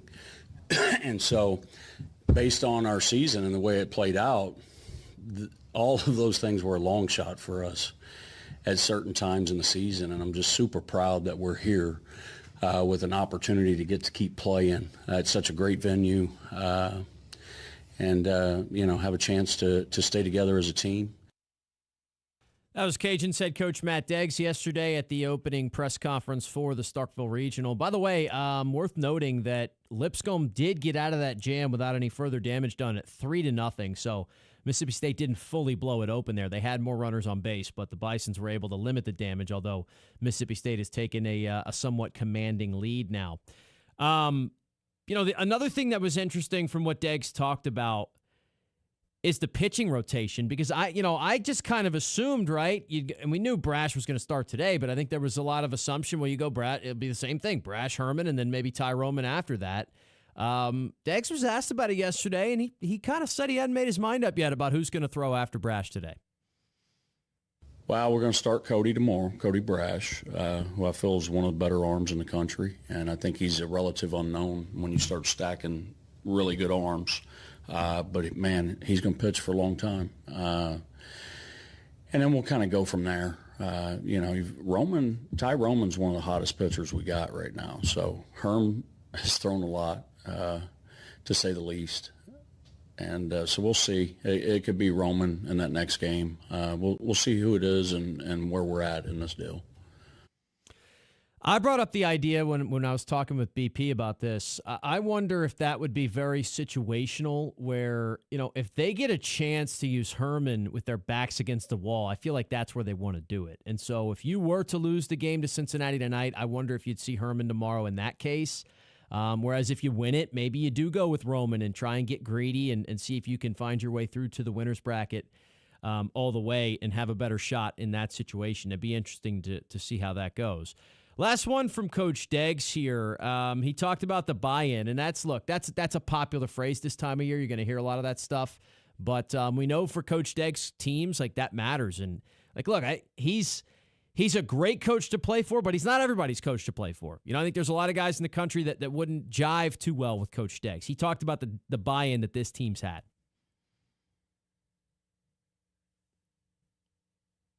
Well, I take my number one job is to build a team. And I take a lot of pride on being able to take young men and create a unit that believes in something bigger than themselves. And that's very difficult to do, and you better have rock solid leadership and a rock solid culture in order to do that. And so I appreciate, their coach's words, because when you watch their style of play, they have to have the same thing as well. You have to have a certain amount of buy-in and belief to ask guys to move runners, to bunt, to do some different things. And, for us, and Herm was exactly right, the bedrock of our program is John 15:13. There's no greater honor than to sacrifice for a brother. And when these young men learn that and they embrace that, then they start to realize who they are as players. And when it's not about me and it's about the guy next to me, then I really start to develop and play the game, because so many guys in baseball is such a mind screw because it's result-oriented and it's every night. And, it's not about results for us. For us, results are temporary, but your commitment to each other is forever. Nobody's going to remember you hit 400. They're going to remember your commitment and sacrifice. They'll remember that. He alluded to what Andrew Herman said, so we could play the original clip because I love Andrew Herman and his perspective. This was Andrew Herman on his work ethic, and he's got that Bible quote in there as well. I'd attribute that to John 15:13, no greater honor than to sacrifice for a brother. I'd do anything for this team, anything for each of these guys, and fortunate enough to be in that position, but once again willing to lay my life down for them, and I'm sure they're willing to do the same for this team. And it's one thing for somebody to say that when you're on the heels of Andrew Herman having thrown, 300 pitches over the last 2 weeks, whatever the number is, and 11 innings in the Sun Belt tournament and everything, and just repeatedly going, yeah, I'll throw again. Remember, Matt Deggs started last year by saying, we don't know if Andrew Herman's ever going to pitch again or if he's just going to be awesome for us for the next year. And as a matter of fact, it's been 2 years now with Herman being rock solid for him. He also said, look, there's just obviously a desire to keep the season going, right? You don't want the season to end when you get to this point. I sure hope not. I'm sure we're playing for a few more weeks, but no, it's been a really great season. Regardless, win or lose, this has been a really fun season. I'm grateful that I had the fifth year and opportunity to be able to come back here. But I'm excited for this group of guys and excited to hopefully continue to play baseball for the next few weeks with them. Lee Amadei, the development of Lee Amadei is something that I'm going to think about for a long time because, this is a player. I remember I had a different perspective from watching him. I watched him play for the Acadiana Cane Cutters, and I thought, he's a solid player. He might see the field at UL. I didn't think he was going to be a rotational guy for UL very much. And then he got better, and he got better, and then he had a great year last year, and he's had an unbelievable year this year. I went back this week, too, and was looking at some of the advanced numbers, some of the his on-base and the OPS stuff for Amadei. The number of walks he's drawn, the on-base percentage is almost .470 for Lee Amadei this year. I mean, that's Pro Bowl type numbers. I don't know. He's not the best athlete in the world, but as solid as he's been defensively, all that stuff that he's done, man, Lee Amadei's been an incredible story of development, and we talk about buy-in and becoming the best version of yourself as a player. I think there's a lot of guys who've played at UL that have been more, had more God-given ability, been more talented than Lee Amadei. There haven't been that many that have been as productive as he has, especially in a year like this one. He talked about, some of that and this team's toughness as well. Our toughness. It says a lot about our toughness. And we also just don't care who we play, where we play. We had a pretty I don't know if y'all paid attention. We had to go back and forth to Troy 3 times, like an hour drive, off of like 4 or 5 hours of sleep. And we just love to play. We don't care who, we don't care where or when. We just like to compete, like to play baseball, like to have fun. Well, I could tell him who they're playing and where they're playing, and he knows it by now as well. They're playing in Starkville against Cincinnati, and Lee talked about what it's going to take to be prepared for the Bearcats. I'd say it's definitely easier to defend the small ball game, like bunting, stealing, hitting, and running, because that's the type of ball we play all fall and all spring training. So I think we're prepared for that, whatever they're going to throw at us in that aspect. And, we're just going to have to match them because they're going to have a good offense. We have a good offense. We're just going to have to do our part. It was like a little unsettling for me to hear, and I had tried to find some Nathan Taylor scouting stuff, and so I had seen that he maxes, he tosses in the high 90s at times. I have seen that he sits low 90s more than that, but Keegan was saying he's going to sit 95 to 97. If that's the case, I mean it's going to be challenging because his strikeout to walk ratio is very impressive. I mean the guy he's a legit arm, and so I do think he's the best arm Cincinnati has. I don't want to say by a wide margin, but statistically, he's their best option for sure. And so, I mean, hey, but they're going to see the best guy you've got statistically and maybe by a decent margin, Cody Brash. So, this should be an awesome game, and hopefully the rain holds out. As of now, as I said, it's still going. It's still the game in Starkville hasn't been stopped yet or anything like that, so this could be good. Speaking of which, we're about to have a Boots on the Ground report from RP3 on the other side of the break. I can give you a couple updates. Tennessee and East Carolina are in the 12th inning. There's been multiple chances for each one of those teams to maybe grab a run or two in extras. They have not done it yet. Remember, Tennessee, if you're just joining us, I told you earlier, Tennessee hit a homer with 2 outs in the 9th to tie that game up and keep it alive. So ECU's batting with 2 outs, nobody on the top half of the 12th. USC Upstate leads Oklahoma State 5-4 in the 4th inning. UCLA and St. Mary's just got underway. We started to have some games go final at this point for the first time. And by the way, we have another rain delay. Milwaukee 11-5 over Auburn, but it's delayed in the bottom half of the 6th. So that's obviously, I would say, advantage Auburn. They've cut a big chunk out of that lead, and now they get to reset a little bit. I think Auburn's got a shot to win that game. And Little Rock and Southern Miss are now tied up. Little Rock came back and got got a run to make it 3-3 in the top half of the 8th. So we've got a lot of really good games. The finals that are official: Georgia Tech over Poor Illinois Chicago 22-5, Kentucky over Wake Forest 6-5 in Morgantown, and then Liberty over Boston College 4-3 in Athens. So 3 games final, a bunch of them in progress. Cajuns ready to get it going at 6 o'clock. We'll see what RP3 and Kevin Foote are up to after the timeout. It's the LohDown on a Friday. This is the LohDown with D-Loh, live on ESPN 103.7 Lafayette and 104.1 Lake Charles, Southwest Louisiana's sports station. This game isn't fun. This game is a war. It's time for the 2-minute drill. Hurry it up, hurry it up, hurry it up! Powered by B1 Bank. Visit b1bank.com to find a location near you. Come on, let's go, you guys! Get in here, we gotta go fast now. The Houston Astros beat the Texas Rangers last night 5-1 to take 3 games out of their 4-game set with their division rivals. Spencer Arrighetti had a fantastic outing, going 6 innings and only allowing 1 run on 3 hits with 3 strikeouts. Now Houston will return home to face an old National League rival in the Milwaukee Brewers. On the mound, it'll be Kaiwei Ting for Houston, opposite of Coleman Crow for the Brewers. First pitch is at 7:10 p.m., and you can listen to it right here on ESPN 103.7 Lafayette and 104.1 Lake Charles. Day 1 of the Women's College World Series is in the books, and advancing to the winner's bracket were Texas Tech, Tennessee, Alabama, and Nebraska. The loser's bracket side will be in action today with 2 elimination games taking place. At 6 p.m., Texas will take on Mississippi State, and following that at 8:30, UCLA will face Arkansas.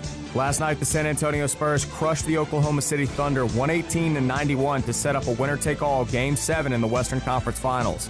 Game 7 between the Thunder and the Spurs will be at 7 p.m. back in Oklahoma City this Saturday. And the regional rounds for the Men's College World Series get underway today with all 16 host sites seeing action. One team starting their postseason run tonight is the Louisiana Ragin' Cajuns, who will face Cincinnati at 6 p.m. in Starkville. The Cajuns will go with their ace Cody Brash, and the Bearcats are expected to do the same with Nathan Taylor. The winner will play at 8 p.m. tomorrow night, and the loser will play at 3 p.m. tomorrow in an elimination game. I'm Blake Purser, and you're listening to ESPN 103.7 Lafayette and 104.1 Lake Charles, your home for the LSU Tigers and the Houston Astros. The 2-minute drill has been powered by B1 Bank. Visit b1bank.com to find a location near you. ESPN 1037 Lafayette and 1041 Lake Charles is the proud winner of 4 2026 LAB Prestige Awards, including Best Use of Digital Media, Foot's Friday Fury, Best Live On-Site Remote for our Super Bowl Radio Road coverage, Best Promotion for our No Shave November initiative, and Radio Young Professional of the Year for Dawson Iserloh. We're proud of being Southwest Louisiana's sports station and are humbled to be recognized by the Louisiana Association of Broadcasters. Attention first responders, police officers, firefighters, military and former military personnel. If you have an acre or more of grass to cut, Skag Zero-Turn Mowers would like to thank you by offering you a special discount with their Simply the Brave First Responders program. Save big money on the industry's top-rated zero-turn mower at Nolan's Lawnmower in Carencro. Nolan's can offer well-qualified buyers 0% financing for 48 months. Come by Nolan's Lawnmower at 3547 Northwest Evangeline Thruway and check out the full line of Skag Zero-Turn Lawnmowers. We are the soldiers of the Louisiana Army National Guard. We are your neighbors. We are your sons and daughters. While we serve part-time, we are learning valuable life and job skills. We are earning money for college, for trade and technical schools, and for certification. We are proud to serve both our country and our home state. We are your Louisiana Army National Guard. Sponsored by the Louisiana Army National Guard. Aired by the Louisiana Association of Broadcasters and this station. Every weeknight, MeTV has your laugh therapy. To chase away the blues or the olive drabs. With 2 hours of MASH at 5. This guy's ankle has tickled my funny bone. Followed by the Andy Griffith Show at 7. Doggone it, Otis. You're supposed to be hugging me when I'm arresting you. But he likes you, Barney. Weeknights on MeTV. Watch Meet TV Acadiana on KLWB, over the air on Channel 50.1. Check your local cable listings for the channel in your area. What is dementia? Is it the same as Alzheimer's? What is vascular dementia, Lewy body, FTD, TBI, and CTE? If someone has memory loss, does that mean they have dementia? Millions of Americans ask these questions every day. I did too, and I learned. My wife Ginny developed dementia. I didn't know what to do or what was coming next. I'm Kevin Jameson, volunteer and president of the Dementia Society of America. I'm excited to offer you a free guide to understanding dementia. It's filled with facts about dementia, care planning, how doctors can help, and ways to keep your brain as healthy as possible. The Dementia Society of America is a national nonprofit, and we're ready to answer your questions. You want to live life to the fullest. I know that. Ginny did too, and I'm confident that we can help. Get your copy of the guide. Go to 1-800-DEMENTIA.org or call 1-800-DEMENTIA. Thank you. You know the routine. Eat, sleep, sports talk, repeat. Well, up and at 'em. We're here. Here is more daily sports talk from ESPN 1037 Lafayette and 1041 Lake Charles. The LohDown rolls on a Friday. Our third and final guest of the day is Raymond Parch III, our guy RP3, the host of RP3 and Mesh. He is boots on the ground in Starkville, Mississippi, alongside Kevin Foote. RP3, what's going on? We are having a lovely day. There's actually sunshine beaming down on us here in Starkville. We're actually downtown Starkville on their little strip here getting a bite to eat before we head over to the ballpark. But the sun is out. There's a bit of a breeze in the air, so it looks like we got some good weather to play some college baseball today, brother. And that's a bit of a surprise, right? I mean, Kevin kept telling me about these 4 o'clock thunderstorms. Have we put those on postponement indefinitely? Well, I'm not saying that Kevin Foote is not a meteorologist, okay? I'm not going to make that claim. But it could be just like anything this time of year. You know, weather looks like it's going to be terrible, and then it's not, you know. So maybe we're being blessed here with some beautiful weather. It's not to say that storm clouds can't start rolling in here in a little bit, but right now, Dawson, I'm looking up here in the Mississippi sky, and it's nothing but blue skies and white clouds.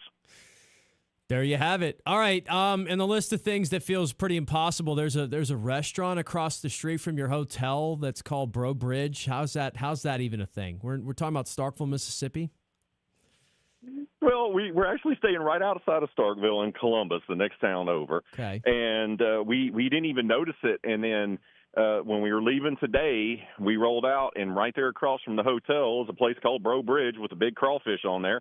And apparently they serve Cajun food. Now, we weren't brave enough to go try the Cajun food place in, Columbus, Mississippi. Not to say that, there couldn't be folks from Bro Bridge that went there and, opened up their own restaurant. We may try that out tomorrow. But, yes, it's a little bit of a wink, right? A little bit of a coincidence that here we are covering the Louisiana Ragin' Cajuns, and we just so happen to be staying at a hotel that's right across from the street from a restaurant that's called Bro Bridge with a big crawfish on there. I had the worst crawfish of my life one time in Mississippi. I haven't forgotten it. My relatives in that state are aware of it. I am very leery at Thanksgiving every year when they start putting casseroles with no labels on the table. So I'd say enter at your own risk. That'd be my call for you on that venture. Man, by the way, right now we're about to have lunch at a renowned local place that's known for its barbecue. So I think that's pretty much a safe bet. I don't know how much you've gotten a chance to keep your eye on these games around the country. It's been an unbelievable opening window of games here in the regionals. Ryder just hit a grand slam to tie it with Florida in the top of the 8th, by the way. Well, it started off, we were watching Tennessee and East Carolina, and then it looked like that East Carolina pitcher came in and he was dealing. He struck out 5 of 6, and then he gives up the game-tying home run there with 2 outs in the bottom of the 9th, and that's gone extras. You see Auburn getting beat up early on by Milwaukee, of all teams, and then that went into a rain delay. And you had Kentucky and Wake Forest in a battle as well. That went back and forth, and last time I checked before we got on the road, that was 5-5 in the 9th inning. So we've had a great slate of games to start off NCAA regional play. Mississippi State had its hands full early on before they broke through and put up 3 runs here early on. So I'm here for it. And look, every time we think we know what's going to happen in these regionals, we say, oh, this team's a national seed. Oh, this team's a regional host. They have an easy path. It never works that way. Like, we forget. It's as if we forget what happened the year before and the year before that and the year before that, because most of these national seeds typically, not most of them, but every year there's a few national seeds that don't even make it to the Supers. Like, you have to win your first 2 games to pretty much ensure that you're going to get there. And so many times we have these teams, because they got a number in front of them, we think they're unbeatable and we can go ahead and book your room to Omaha. And every year, college baseball proves us wrong. Every single year. You think we would learn our lesson by now, but we just haven't. Yeah. No, by the way, Kentucky won that one 6-5 over Wake, so they get a nail biter to start. What's the vibes like? I mean, I don't know if downtown Starkville's ever bustling, but I mean, obviously this is first time in 5 years they've hosted. I know it's one of the best baseball fan bases. What do you get in a sense just being around town? They're excited. You can tell. Now, obviously, most of the diehard fans are they're in the stadium right now, at the ballpark right now. Right. So we picked the perfect time to come get a bite to eat because it's a little bit emptier. But you can tell people are out. They're about. And look, this is, for all intents and purposes, Mississippi State is a baseball school. It always has been. Like, they've had some success in basketball and women's basketball from time or two. They've had some good seasons in football. Jackie Sherrill was the coach there. He led them to some success. Obviously, when Dak Prescott was there, remember they were ranked number 1 or number 2 in the country for a few weeks. But they pride themselves on being the baseball school of the state of Mississippi. And that goes all the way back to the old Will Clark, Louisiana Sports Hall of Famer, by the way, and Rafael Palmeiro back in the day that really put Southern baseball on the map, and then LSU was right behind them. And those 2 programs kind of laid the foundation for how important college baseball would be in the SEC and in an entire southern region of the United States, because for decades it was simply a West Coast-dominated sport. So they pride themselves on that, and they consider themselves a baseball school. Even in this era of everyone putting all your money into football and paying attention to everything else, they pride themselves on their baseball tradition. They pride themselves on the fact that they won a national championship in the last, 10 years. And they pride themselves on hosting a regional. Like, they're a small community. Mississippi State's always looked down upon in their own state. Ole Miss fans look down upon them, right? The other schools in the SEC conference look down on Mississippi State. It's known as a hick town. It's known as nothing here and so forth and so forth. So they pride themselves on something they can hang their hat on, which is their baseball program, traditionally speaking. So they're excited. And I know a lot of the conversation was, did they deserve to be a regional host? You know, some thought Arkansas should have got that spot. But when the national seedings came out, it's not as if Mississippi State was down there where, you know, Lawrence is at, where Kansas was at. You know, they didn't just sneak right in to host a regional spot, and part of that's because they have a historic ballpark. It's known as one of the meccas of college baseball, along with the Box in Baton Rouge, among others. So they're excited, and you can tell that for the first time in a long time, they're very excited about their baseball team and their chances to be able to get out of this regional and hopefully take on what you would anticipate if things, you know, hold serve, taking on Georgia in the Supers. Raymond Parch III, RP3, is our guest here. And by the way, Little Rock, the team that was the thorn in LSU's side last year, has the go-ahead run at second, the tying run at third in the ninth inning. So a little bit south of where RP3 and company are, things are happening. And Ryder just hit a 2-run homer to go up 6-4 on Florida. They were down 4-0 in the eighth. They just put up a 6 spot out of nowhere to take the lead. I love college baseball. Okay, I have to ask you questions, though, and not just watch Squeeze play. What's been your general thought on just, you know, the Cajuns' outlook for this tournament going into it, and now that we're getting closer to it? Cincinnati, the draw. Like, what have you made of that? You know, what I find interesting here is, you know, the when we saw the initial seedings, right? We saw the initial pairings. We're like, well, you know, Cincinnati can mash, and then we do the, you know, the work, and you and I had conversations and doing research is, well, not only does Cincinnati mash, hit home runs, they also do something else really well, just like the Cajuns do. They can play small ball, and they steal a ton of bases. So the Cajuns are very much facing off against a team that is very much a mirror image of them, but one that has more pop in their bat. They can also hit home runs. And we are going to be seeing them play in a hitter-friendly park, especially the right side there at the park, you know, easy home runs there. So it's going to be interesting to see how they're going to attack that. Now, Deggs has made the decision to throw Brash, which I think is the correct decision because he hasn't given up a ton of hits, right? So you're going to throw him out there. Hopefully they can silence the bats. Maybe you can win this game by scoring 3 or 4 runs. What I find interesting with Deggs is that when he spoke with the media during the media session yesterday here in Starkville, where all the teams did, he kind of laid the groundwork that we could see Roman out there pitching in game 2, or he was going to base it on how he basically was telling you that he was going to maybe throw things, you know, throw a monkey wrench into things a little bit to see if they could win tonight or not. I feel like if they win tonight, he may try to throw Ty tomorrow and then keep Herman, give him an extra day's rest because they used him a lot, especially during the tournament and even at the end of the season. And then you could save Herman for Sunday. So I think Deggs is playing out the scenarios here based on what happens tonight. He's going to shift what he needs to do. I think if they lose tonight, he may say, hey, we need Herman out there to make sure we don't get eliminated. But if they win tonight, then they have a little bit more house money, so to speak, right? That he can play around with that a little bit.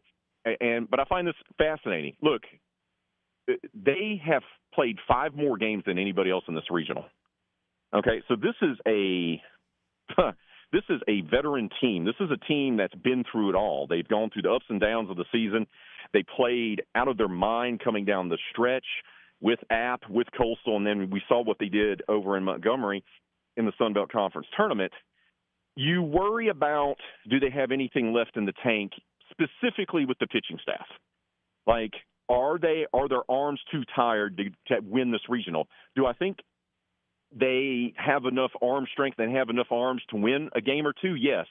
Do they have enough arms to win the regional? That's the big question for me, and we're going to find out. I don't know. I could see this going either way because baseball is what makes it such a beautiful thing. It can be unpredictable at times, where you see guys that are really good pitchers get out there and get rocked, And maybe the Cajuns could do that tonight, and maybe they could do it tomorrow because Mississippi State's trying to save one of their other aces for tomorrow, right? So you never do know, man. You never do know, but that's my biggest question mark for the Cajuns before they take the field tonight. Do they have enough gas left in the tank, D, to not only make a run at this regional but win it?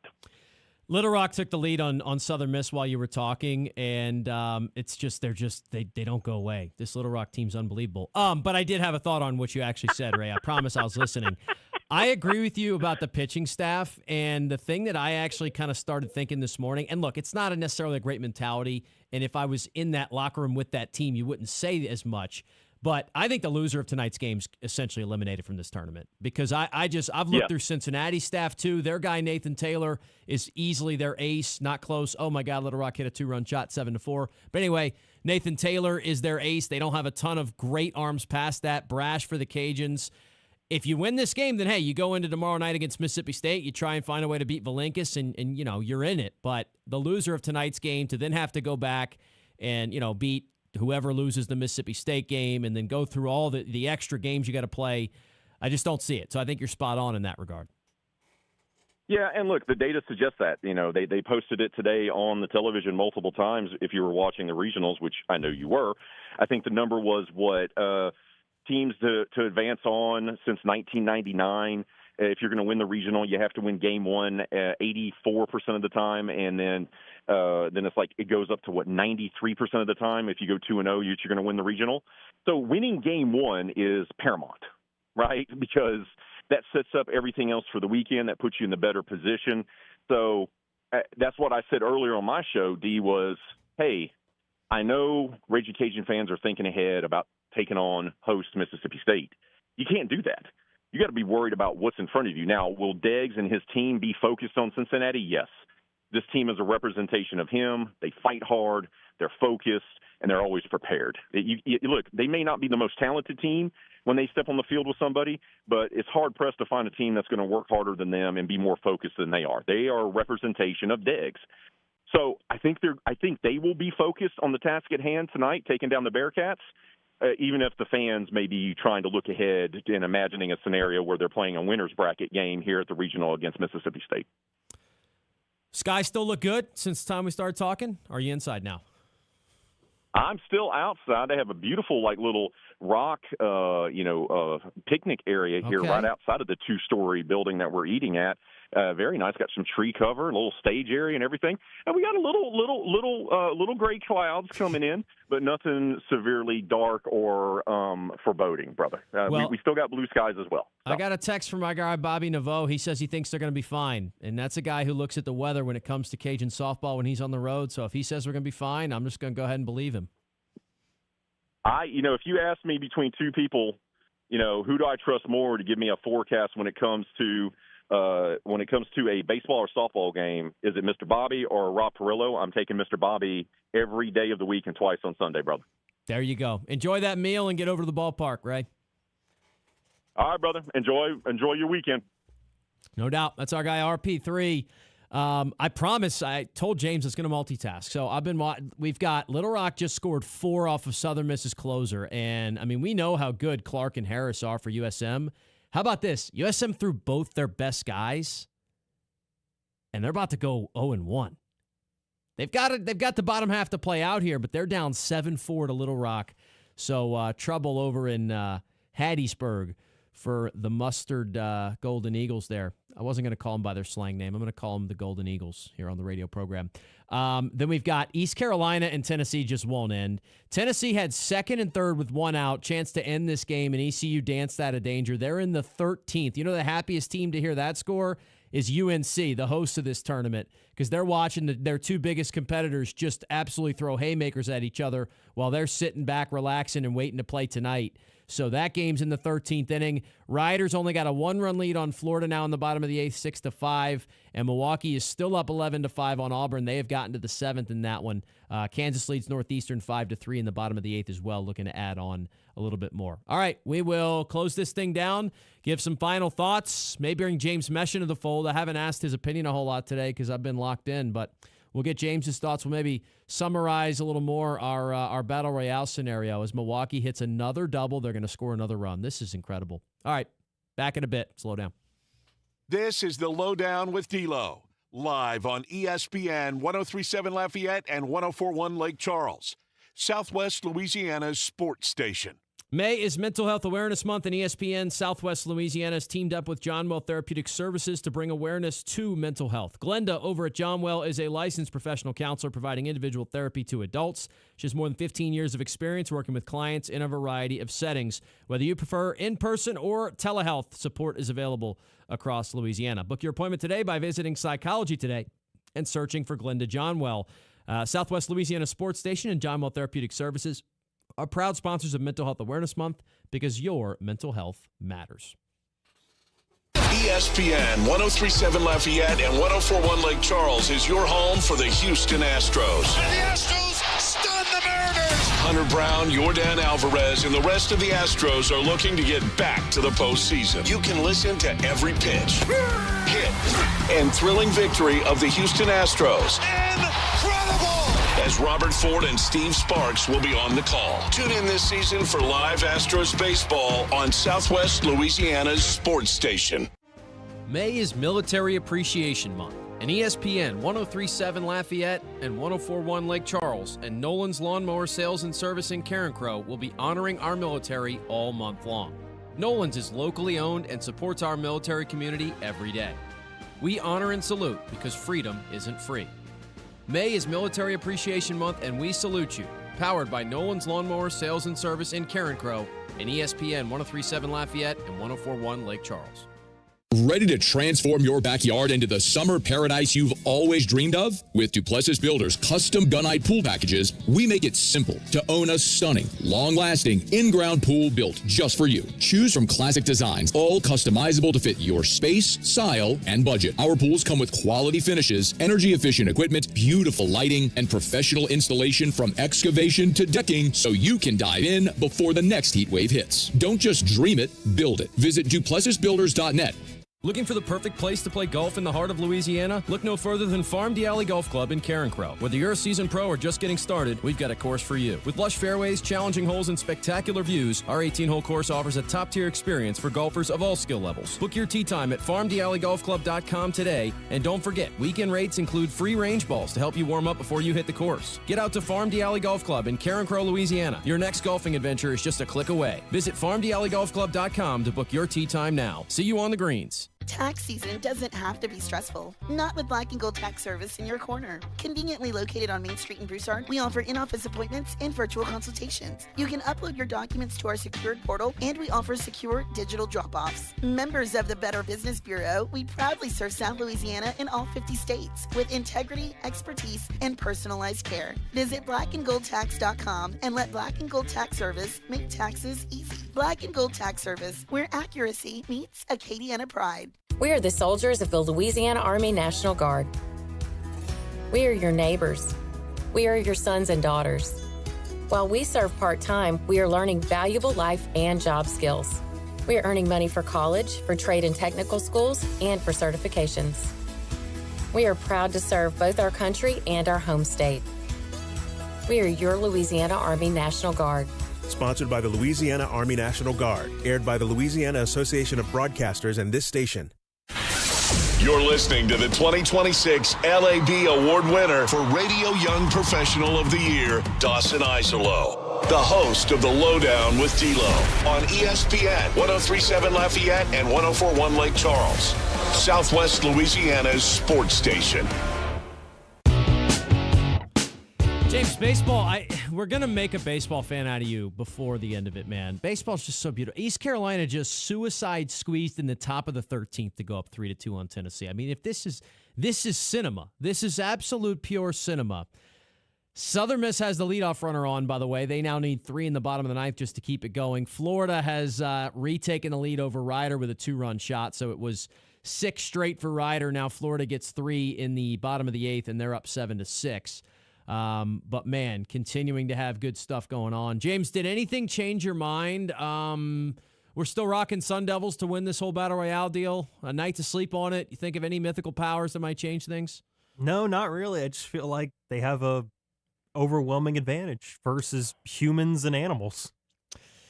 And, well, natural disasters are in there, too. I mean, the hurricanes. Yeah, but what's a natural disaster that can be caused by a demigod himself? Potentially. And I guess the sun really, because they could really, you think there's a chance they could really kind of mitigate the hurricane's force, right? Because they could bring the sun out, in theory. I don't know if that's something a sun devil can do. I've never run into one. Probably hope not to. Haven't seen one in practice, but we're basing this strictly on theory. Yeah, theoretically speaking. By the way, Anthony Park Jr. for Anthony Pack Jr. for Texas had 3 homers today. Texas all over poor Holy Cross. Little Rock has done it 7-4. They have beaten Southern Miss. They are the little engine that could. They did it last year against LSU. They pushed them to the brink, had a chance to win that whole regional outright, fell a little short, and now they're back. They had a better regular season. They've got a lot of the same characters, especially offensively, on this team. They have beaten Southern Miss. So the Golden Eagles, the hosts, they are going to have to come all the way out of the losers bracket. And remember, Virginia and Jacksonville State are the other two sitting. They haven't even seen either one of those teams yet. As I mentioned, ECU with a nasty-looking suicide squeeze to take the lead on Tennessee in the 13th. Milwaukee still holding things down against Auburn for now. They've got 9 outs left to get with a 7-run lead. Auburn's offense can get going in a hurry, so that one's not over yet, but we'll see what happens there. Do want to update you on Starkville as well, because we've got Lipscomb and Mississippi State playing right there. It is already the top of the 7th. That game's been moving along quickly, and Mississippi State leads Lipscomb 4-0. So the host Bulldogs so far handling their business. They've gotten a great outing. Remember, the scary thing about that is Mississippi State pitched off. They threw their number 2, and an argument to be made he's number 3 if they get McPherson back, in Duke Stone. And Duke Stone, all he did is go 6 innings of 3-hit, no-run baseball where he struck out 10 and didn't walk anybody. So that's a little bit of a scary thought for whoever gets out of tonight's game. But regardless, we'll see what happens, and that's why they play him. I can't wait to watch it. As you can tell if you've heard the show today, I can't wait to watch the rest of Squeeze play throughout the evening as well. I probably going to find myself a place to go have a drink or two and watch these games, watch the action go down, and then we'll see what happens tonight. Obviously, RP3 will have coverage of the Cajuns for you on the website if you want to stay up to date with everything happening over there in Starkville. And obviously, Kevin will be writing over there as well, and this should be a whole lot of fun. But, yeah, that is a very jam-packed Friday edition of the show. I know I was absolutely all over the place, giving updates of the games that were happening. But we got a lot of stuff to talk about come Monday. And hopefully, hey, who knows, maybe the Cajuns will still be playing baseball when we get back, and we'll be talking about a super. If that's the case, it's certainly going to be a fun time. So do want to thank our guests here this evening or this afternoon. Starting it off with our guy Chasten Tavares, talking McNeese Cowboys, and as always, fitting a little Boston Red Sox in there as well. Keegan Nickerson, appreciate his time talking Cincinnati Bearcats with us there in the middle segment, giving the thoughts on what this Bearcats team is going to look like against the Cajuns tonight. And then we rounded it out, of course, with our guy RP3 in the previous segment. So with all that being said, that'll do it for a Friday edition of the LohDown. We will be back on Monday, same time, same places. ESPN 103.7 in Lafayette, 104.1 in Lake Charles, the ESPN Southwest Louisiana mobile app, and live on our ESPN_SWLA YouTube channel. For now, we send it off to AFR. You're listening to Southwest Louisiana Sports Station. Did you know you can get great tasting Clear Springs artesian water delivered to your office or your doorstep at home? Clear Springs is 100% local with their own